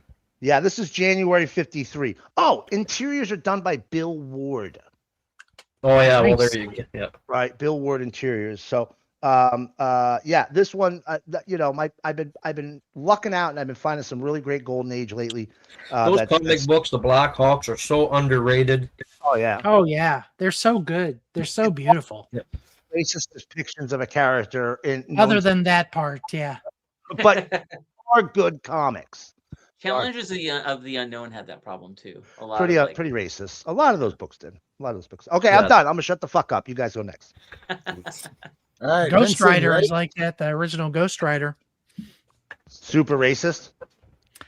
With a a stereotypical Asian sidekick kind of thing. Yeah. I got a stack. I'm not a slouch. I'm like Who said you were a slouch, homeboy? Are there any boobs? So I joked earlier in chat before I remembered I was next. I was like, who wants to follow Miracleman? Because that's really like, who can follow that? And I'm like, oh yeah, I'm next. I didn't get the chance to show it off last week because we ran kind of long on the comics that we love, which was a great subject, so I didn't mind deferring to this week. But I went to a little mini con and I got a lot of really fun books, and I'm really excited to show off because I don't collect a huge amount like a lot of y'all. I got a Champions number 7. I'm slowly getting. As this is a what 15 issue series? Something on top of my head. It's 18 or doesn't very 19. much. Yeah. Okay. Yeah. Yeah. Again, I hate that this vendor I've been getting. I see them at mini cons. They write it on the Mylar, the price, which it's a Mylar, so I'm not going to rebag a Mylar. Why are you putting a price on a with a marker on a Mylar? Stop doing this. I even suggested maybe you not do that, and they just looked at me like I'm an idiot. So and then I got a Defenders number 30. So Defenders and Champions are a lot of fun. I've been trying to get these. I'm hoping. That Black Hawk comic, there's only 8 on CGC. There's only 8. Only 8. 8 graded. Shit. Wow. Defenders 32. That's a The good highest game is cover. 8.5. Defenders 33. Defenders was such a weird fucking book, man. I love it. I love it. Yeah. Defenders 34. It was like, hey, we haven't done anything with this character in a while. Let's put him in fucking Defenders. Oh yeah.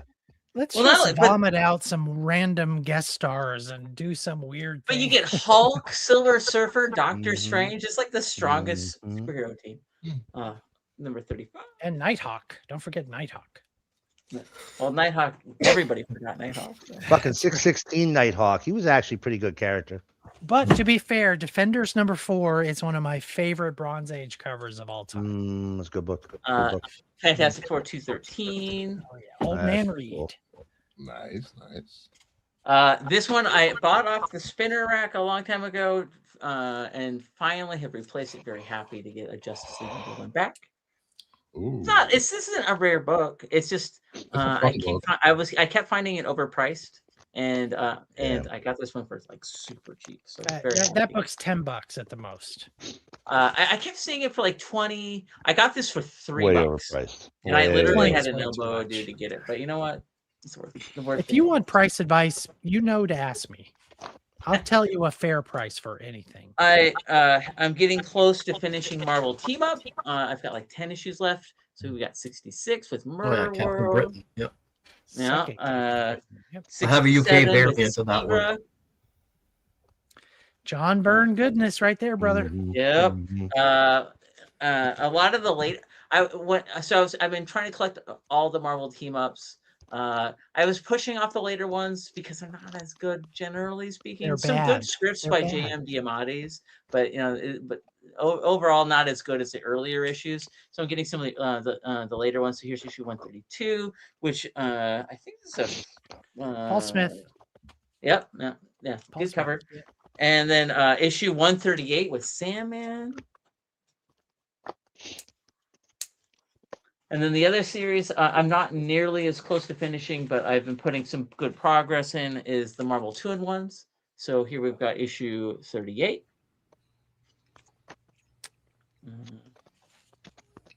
42. Perez. 61. Also Perez. Yeah. Yeah. First her. Honestly, that's the reason I started picking those up was all that Perez. Oh yeah. Others, all that When Perez. you get work. into the Serpent Crown affair, that's Mhm. actually some good stuff right there. Mhm. And I've only got a few left, but I love Amazing Spider-Man. It was my first true love of comics, but they're so expensive. But I try to find the cheaper ones when I can, especially early 80s. So we got issue 222. Nice. Great cover. Speed Yeah. Demon. Love that. Yeah, just a lot of fun. Does everybody know who Speed Demon used to be? The Wizard. No, I don't know. Yes. Am I right? Hey, With- look at that. It's like Wizard 2, though, right? Not the first Yeah. one. Sinister. He's And then Sinister here's issue Wizard. 233 with Tarantula. I like covers that have like a sequential. I have Marvel Tales of that one. Yeah, I want to do a video on sequential covers because there's not a bunch of them out there. And there's a lot in Westerns, believe it or not. And then the next one this is kind of rapid fire. I want to take a moment, just like Kevin did. We're bringing up Spy Vinyl on Blue Sky, Bill in Colorado. he sent me a little package in the mail. Very happy. We were just talking about books I hadn't read yet, and he's like, "You'll love it." So he sent me Skinbreaker. This is nice. Yeah. Robert Kirkman, David Finch. I hadn't even heard of this book, and Dude, he's that's like, "Oh pretty my good. gosh, you have to have it Oh in your yeah, collection." it's good. Yeah. Yeah. So this is an 8-issue series. I'm just gonna show them off rapid fire. I love David Finch's art, and you know Kirkman can put out a great comic, so I am totally here for it. And then when he sent me these, he also sent me a little bonus, which I am treasuring more than even those books are great. So thank you, Bill. But he sent me a book I haven't held in my hands since 1991. And I know that doesn't seem that long ago for us olds, but you know, Better not be Youngblood. no, it is a book that I checked out from the library when I was an aspiring comic book artist. I never actually owned myself, and he sent me the 1982 version, I think it is, but 1984 version of How to Draw Comics the Marvel Way. I never actually owned this. I had to check it out. I checked it out many times. So good, so good. Yeah, and so this is the 84 version. You're not gonna be able to see the interiors very well because of reflection on the camera. But this book, I looked through this book over and over and drew many pages in it over and over when I was an aspiring comic book artist. This book is amazing. If you don't own it, and you don't even have a lick of artistic ability, it doesn't matter. This book helps you understand what bronze and silver, well, Bronze Age specifically, really look like, and what comic books, why they look the way they look. This is just an amazing book. So thank you, Bill. That's very appreciated. Excellent. And then the last one I'm going to show is my Top Shelf Friday. I was pulling out the Whitmans. I had 482 of Action. I have the Whitman, but not of this one. It's a book it's silly. You can argue it's dumb. That's fine. I don't care. It's fun as hell. The Supermobile 481-482 storyline is just, this is comics in the 70s. At their best. Yeah, it's dumb. I don't own it, but I wish I did. In the early 80s, they did a Matchbox version of that Supermobile that actually punched. It was made of die-cast, and I wish I owned one. This book is I had so that. fun. I love it. Comics. All right, that's what I got. All right, I know that Bruce has some, but do you want me to do this real quick so that way we can show yours and then just do the top 5 and then we can, I guess, wrap up the show? Sure. Yeah, it works. I don't have a lot. I pulled a few. I think these are it. No, this is it. Because just before we were going live on this show, we were over on Bruce's show for Kingdom of Nerds, and I showed some of these books there. So last weekend, I went to go visit my dad. And if you didn't watch Bruce's show, well, it's new to you. So as I'm buying a bunch of war books, being rung up at the counter, and I decide to rummage through this box that's right next to the register, and it's the day after this was announced. This is the 1 in 25 2024 Avengers number 10 reprint, and this isn't going to be the first time you see a book that's kind of like this, but it was a $10 pickup, and because the guy that usually runs the store had to go bring his kid back to college, he probably didn't hear the news to mark the books. So when Phil came in, he's just like, yeah, I'm just opening whatever's marked, whatever's marked. This is one of those issues that I was missing, and it's a first appearance, but otherwise it doesn't matter to me. It was just the only issue I was missing, but back during the pandemic, it was a $30, $50 book, so I'm okay getting it for $8. Nice. This was from Bruce's claim sale, the second print of Captain Hydra. A lot harder to find, and Hail Hydra, cut off baby. one of our heads, or we'll grow in its place. we're hearing that Captain Nazi or Hydra or whatever, he's going to be one of the bad guys in the upcoming Doomsday movie. So yeah, I'm absolutely going to get that. I have the first print in the whole run, so I just didn't have that second print. And it's a great story, by the way. Yeah. I enjoyed it. I just think that they pulled back because the vocal minority online were so bad that they altered the storyline inevitably. They did. But they were also figuring out what the MAGA movement was at the time. Like, it was kind of new. Yeah. I had to give them a little bit of a break. I mean, this was when a later Captain America, later on, different writer and everything, had one of them using the Red Skull to espouse Jordan Peterson views. Now, this is just one of the issues I was missing funny. Towards the end. It's an annual issue 4. I had 1 through 3. I just didn't have the 4th one. Now I have 1 through 75 and all the annuals. And I guess now I got to start doing Energon Universe. This is one of the missing issues I had for the Vision series by Tom King and Michael Walsh. And it was great. I have the entire compendium, but I just didn't have the full series. I had random issues. Now I'm just finishing it out. This is from Bruce.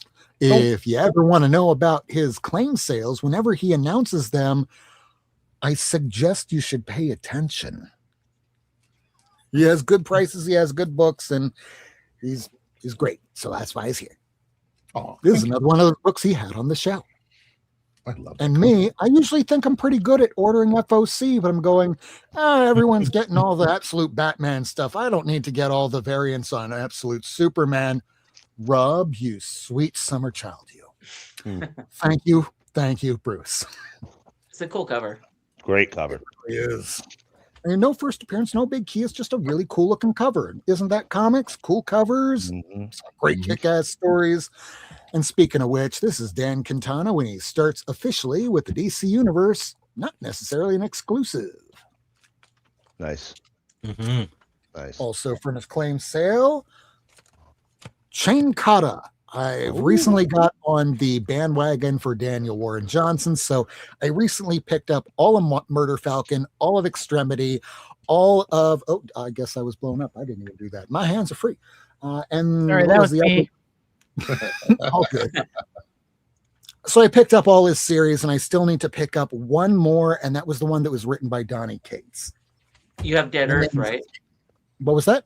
You have Dead Earth? Wonder Woman. Dead Oh, Earth. yeah, the oversized.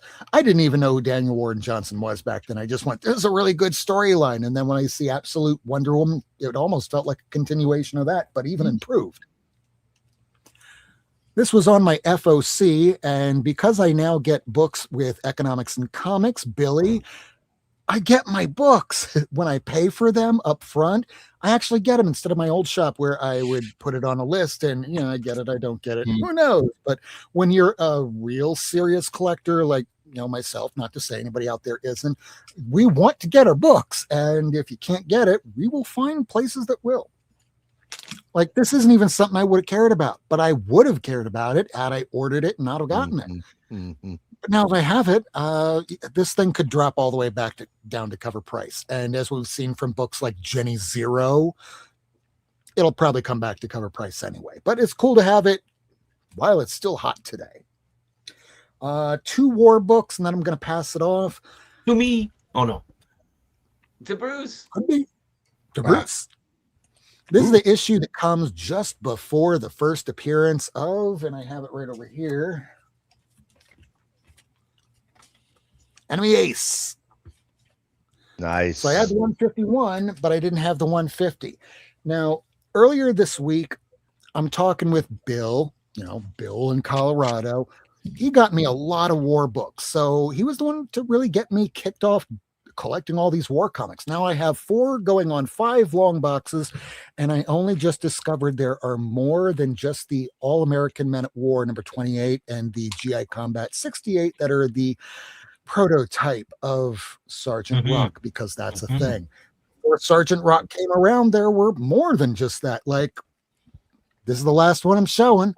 This is Star Spangled War Stories number 53. It's just a character that looks like and kind of has similar mannerisms to Sergeant Rock. So now the last one I'm looking for, it's not going to be cheap. It's going to be GI Combat number 56. And then I will hopefully be done with all the prototypes. I might have a double of that one.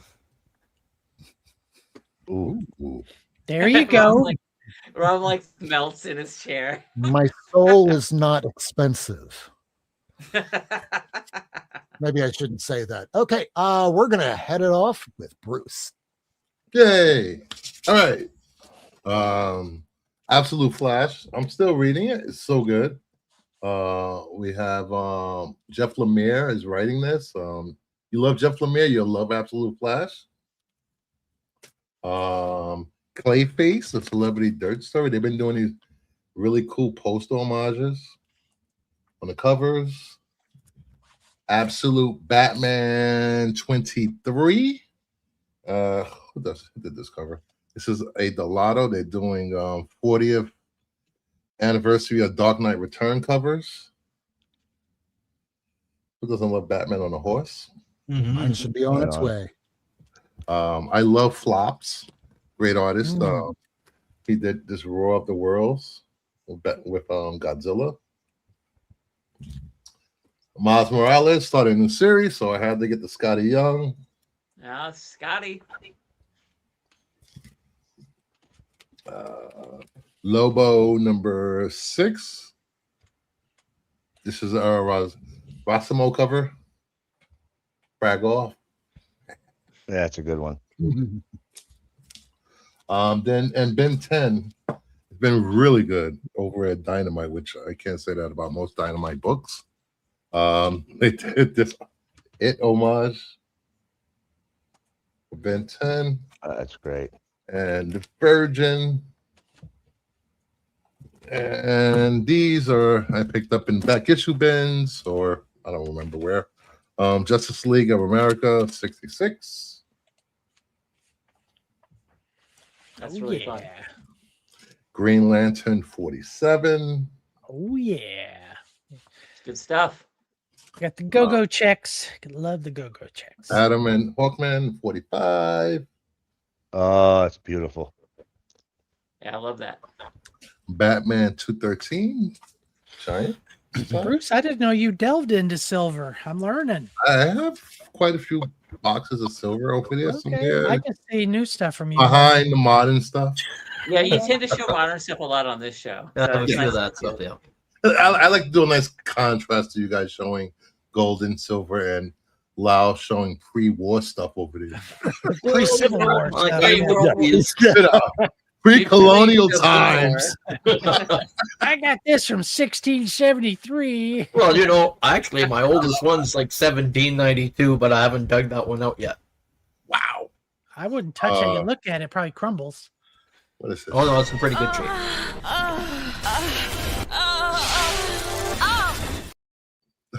It's Star Trek. Loki. Yeah, that's a good one. Yeah. Mystery in Space 90. Ooh. And Fighting Forces 86. Okay. Oh, you're getting war too.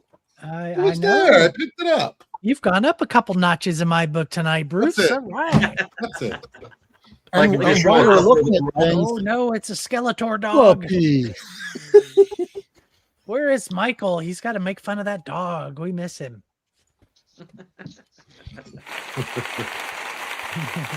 He's been in the grass, so he's covered in hives.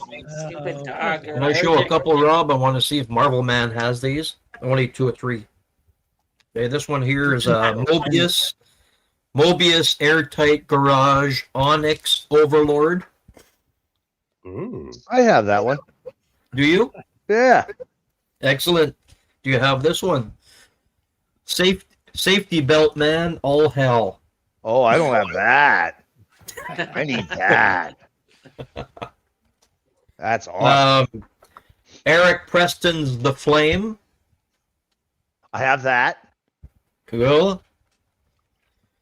Knuckles, the Malevolent Nun. I do not have that. Knuckles, the Malevolent Nun. This one I got at a dollar bin a few days ago. Oh yeah, I have that one. That's a Right. good one. And the last one, it's called The Man in Black. Ooh.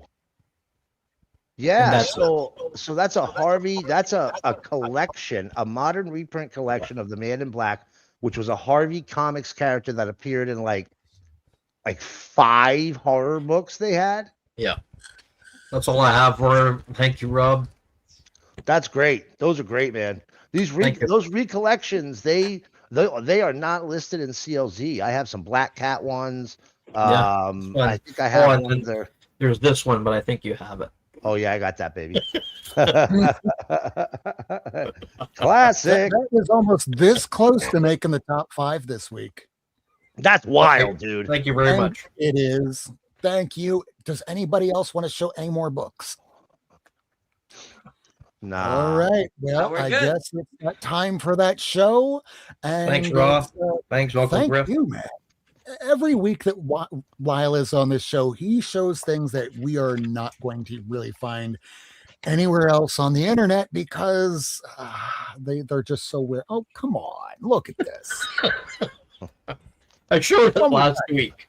Oh, yeah, they're so cool. Yeah, Those those are great. Okay, that's it. I'm just. All right, we didn't get a real long banger alert, so I'm preparing for our top 5. Here you go. It's our banger alert for Lyle. Warning, warning, warning, warning. Banger alert, banger alert. Oh, look at the little kitty. And he's playing with the tiny little chick. Wait, you're here for comic books, you dumb asshole!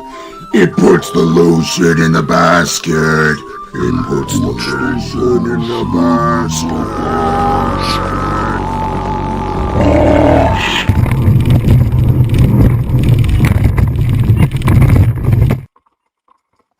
Jesus Christ. And 1909.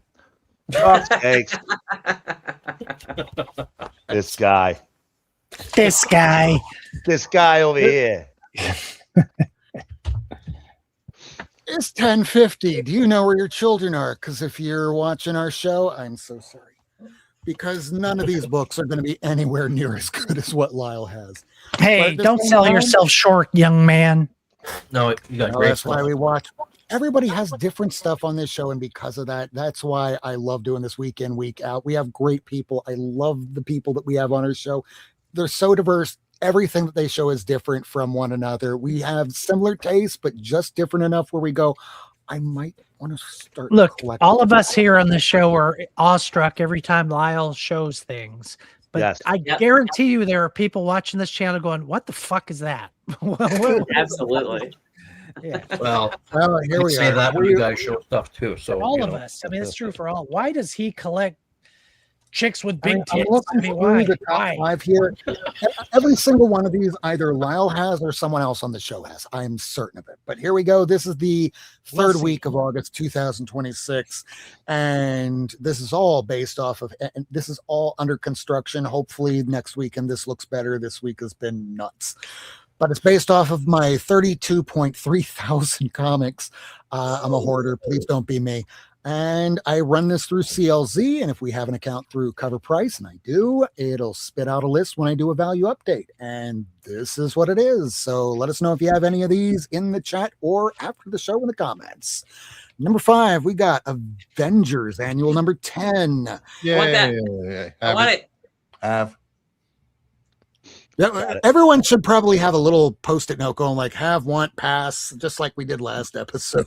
Because we got Kevin that has it. We got want. I got it right here. I only have 2 blacker boards in my house. So there you go. Of course, Miracleman has everything. He's the only other person I could imagine that goes like, yeah, he probably has twice the amount that I do.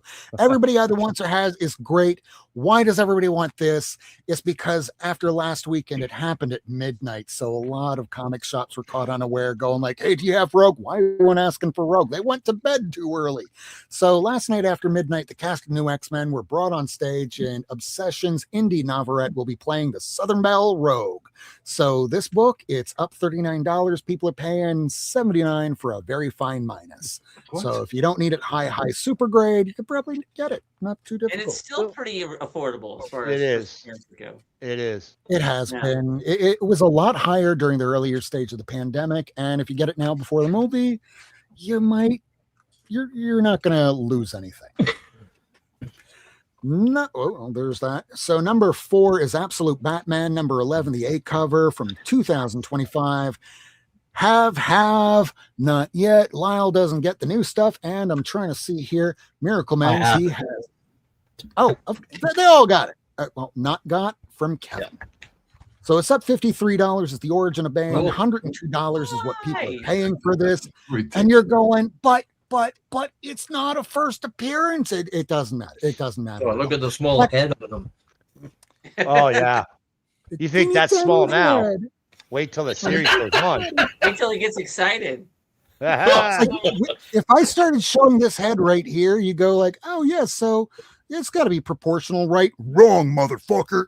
So we're getting a cartoon of this. It doesn't matter if it's a first appearance or not. These Bane issues, especially the ones with the Clayface biome, they're every issue, every single issue. Even the one where people went issue 15, they printed a ton of those, and it was going for $10 because somebody got like 5,000 copies, and he was just going through them until he sold out of all of them. Now that one's even going for $25. Absolute Batman is a juggernaut. Is not giving up anytime soon. People might say it's Elseworlds, but this is basically this decade's version of Invincible 1. Sorry, folks, but that's where we are. So far, This next one's a weird one. Oh, what the hell? Like, really, what the hell? I mean, I can explain this. This does make some sense. It's usually a lot of people from China that are starting to order the first appearances, early issues, variants of Red Hood and Nightwing. It's a little nuts. So this thing was something you could have gotten for about $5-6 just a few months ago. And people start talking about it on places like Comics Heating Up, the forum.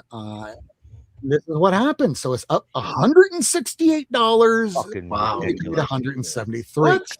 Wild. The final issue. There's no other reason, but what is you can buy 2 Avengers Annual 10s for that.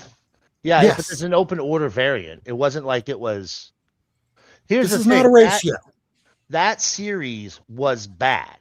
By the time you got to issue 12, nobody was buying it. I have like the first 7 or 8 issues, and I, as a DC mega fan, was like, oh, I don't fucking give a shit, and gave up on it.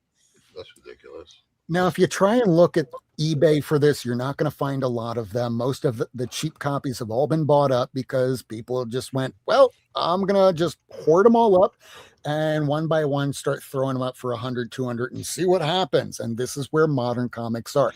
Comics are back, maybe not 100% in the way that it was back in the early stage of the pandemic, but prices are now going up a bit more. So They are, yeah. Here we are with our number 2 book, Submariner number 8. Fine, very fine copy. We got to have, we got to want. Lyle has it.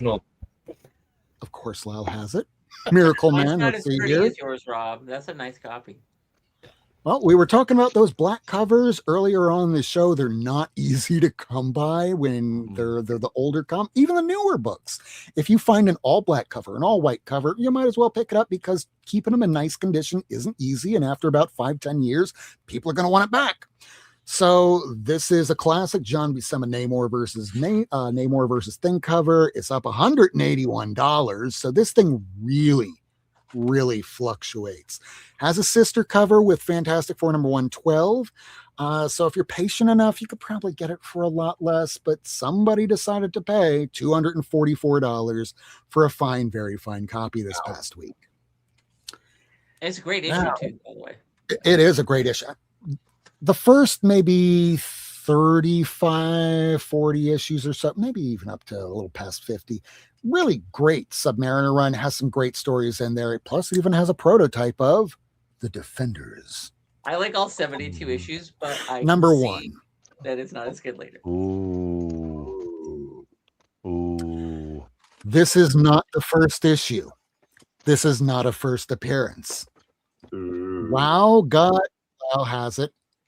Miracleman needs it still, and Bruce maybe has it now that I'm learning that he's getting the Silver Age too. So it's just an early issue, and if you can find something better than a shit tier grade copy, well, people are paying now because of the TV show. It premiered on HBO with 9.3 million people that watched it. Yay. We have Kevin still digging. Oh, I think he got it. It's right there. Over Can't see there. it on camera. Hold up. What is that? A 9.0? Shut up. Wow. Dang. Look at this guy. I You got win the this. internet. All right. Fun story. Are y'all familiar with the Landry Pop auctions? Yes. I got this on an early Landry Pop auction when he was just sort of establishing himself. And a lot of the stuff at the beginning of his reign, if you will, went pretty cheap. So I didn't pay a lot for this. Is there a first appearance or anything on that one, or is it just a cool early Green Lantern? No, it has an ad for JLA #1. That's the only thing I know about it for sure.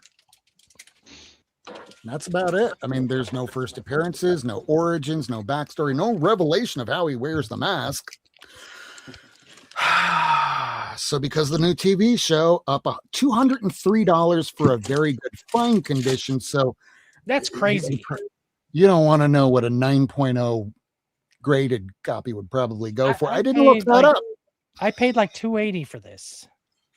Well, someone this week paid $317 for a raw, very good fine 5.0 raw. 9.3 million tuned in for this. It's getting great reviews. People can't wait to find out what happened after the end of that icy scene.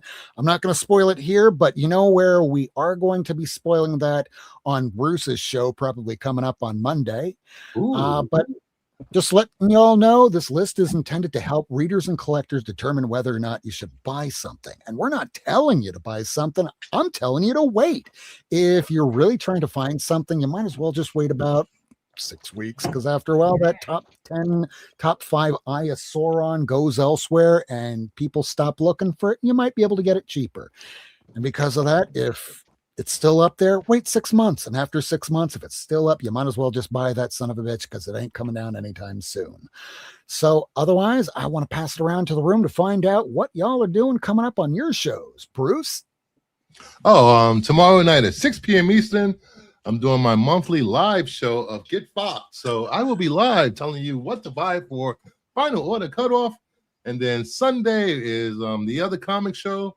We will be talking about the success of Lanterns. And then Monday night on the Power Hour is Zach and I and whoever wants to join. We will be doing a spoiler review of episodes 1 and 2, since we did not do 1. That's all I got. Awesome. And one other thing that I wanted to bring up, I've been showing the graphic here just earlier in the show. So while we were live, we had breaking news that Lyle Hopson, Kingdom of Nerds, and Doc's Comics were all nominated for the CBC Awards. They are finalists. Congratulations, gentlemen. You deserve it. Much, you put a lot of work into it. Lyle, you have some amazing videos. Kingdom of Nerds, you're almost daily. Your information is top notch. Kevin, the flip throughs that you do on your channel, plus all the informationals, you deserve it. You truly do. Thank you very much. Thank you. Thank yes, you. It's hard work. I hope Well all of us deserved. win. That'd be nice. And I believe So go vote for them. Yeah, you vote, and whoever gets the most votes wins. So y'all get out there and vote for both. That's us, right. please. Vote for me, and then think about voting for Kevin. That's great. And Bruce. And Bruce. Yeah, it's good. Thank So you. Vincent, you have anything coming up? It's the normal. Hey, follow me on Blue Sky. Vinson Loves Comics says it on my thingy. Yeah. No, nothing going on. I'm dressed all nice today because I literally came here from a job interview. So wish me luck. Hope you get it. You look amazing. Is it the one you wanted? Is it the top one? I have 2 in the running that I would love to do. I thought you had and one that was like really. That one got deferred for a month, but we'll see. We'll see. Okay. We're all good. All of them are great. So I'm happy regardless. That's fair. And yeah, follow me on Blue Sky every Friday, Top Shelf Friday. This week was Superman's because I just love the Supermobile. You know, it doesn't have to be a book that's worth a lot. If you are like, oh, that looks fun. This is like, I don't know, what is this, like a $5 book? Maybe 10 if it's in really nice shape. It's not about how much these things are worth, it's about how much you love them. So That's right. Vincent, to this book that I got off of eBay right after I discovered what it was, I paid less than $19 for it. There you go. And look how much joy it gave you. That's all that matters, right? That's all that matters, brother. It's about the joy. That's why we do this. All right, and I'm done. Miracleman, what you got? I'll do shit. You do Blue Sky.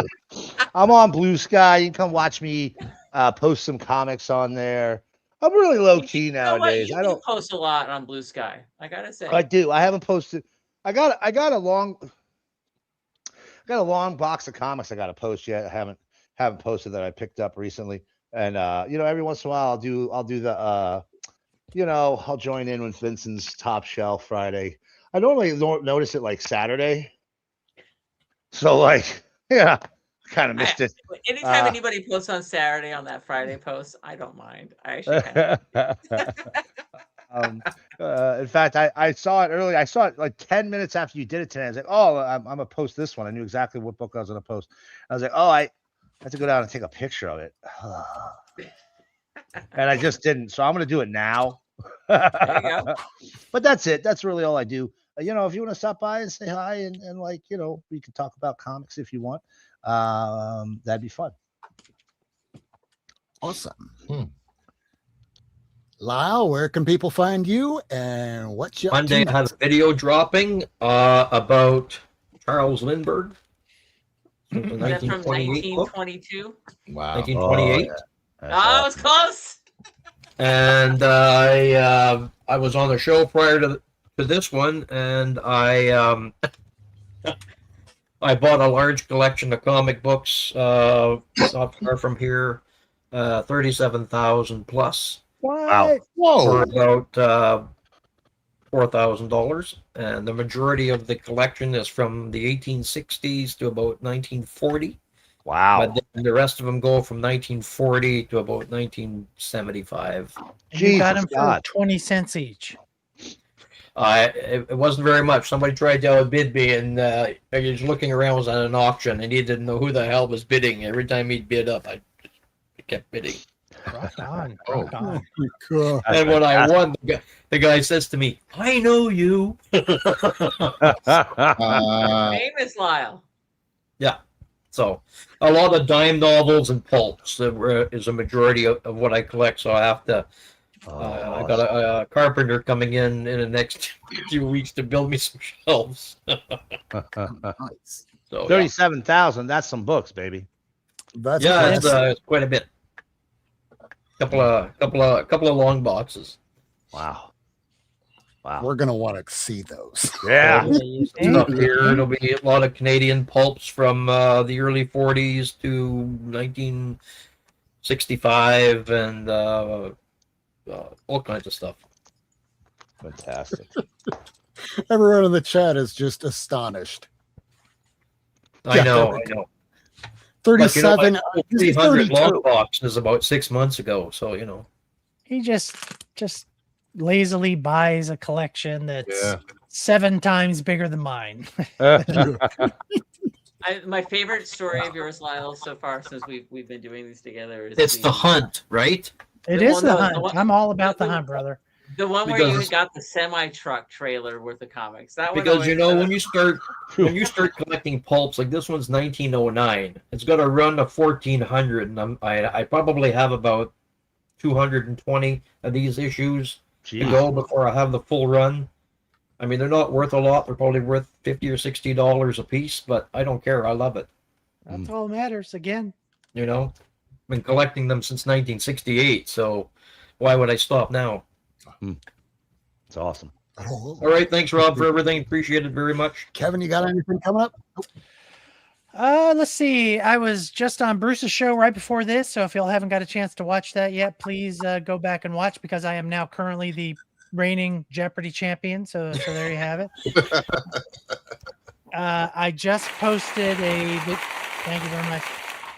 Video I posted today is my flip through the first 100 issues of Conan, if you're interested in any of that stuff. And then Monday is my normal this week's pickups video. And then this coming Wednesday, I do my take on variant covers, which we've been talking about a lot on the channels over the last couple of days. So, and I show you every variant cover that I own. And Bruce, it ain't very many. And thank you for the nomination, everybody, by the way. Thanks. Same to you and Bruce. Fantastic. Congrats, guys. Congrats. Congratulations. Y'all really deserve this nomination. And again, I want to thank everybody for tuning into the show today, whether you're a replay viewer or you're watching here live. I want to thank Kingdom of Nerds. I want to thank Vinson, Kevin, Big Lyle, and Miracleman because y'all make the show every week so much better because and y'all thank you, Rob. And Rob. And I show a couple things here and there. And your cat.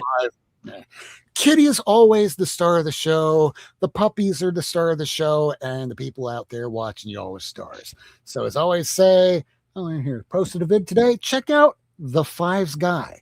In fact, while you're out there, if you're watching the show and you're not subbed up to each other, take some time out of your day to do that because if you're collecting comics, we want to see what you're collecting too, because this is the comic community. And I have this little thing that I say week in, week out.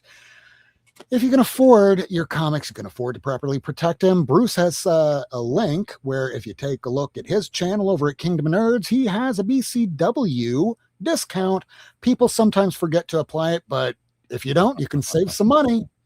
And next week, we might be talking with David Pepos. We're trying to talk about that, set some things up, but the guy is great. He was on our show way early on in the, maybe, 2021 or so. Yep. When he was still doing the indie circuit, and now he's big and well-known and doing some great books out there. So hopefully we'll be talking about that. And in the news. So that has been another episode, Not Near Mint. Tune in next week. We do this every Friday, 9 p.m. Eastern. Until then, love you all. Good night. Love you. Good night, everybody. Thanks for tuning in. If you want to see this episode again, along with a catalog of back episodes and issues, surf on over to Not Near Mint on YouTube, Twitter, and Instagram. Subscribe and hit that bell for notifications.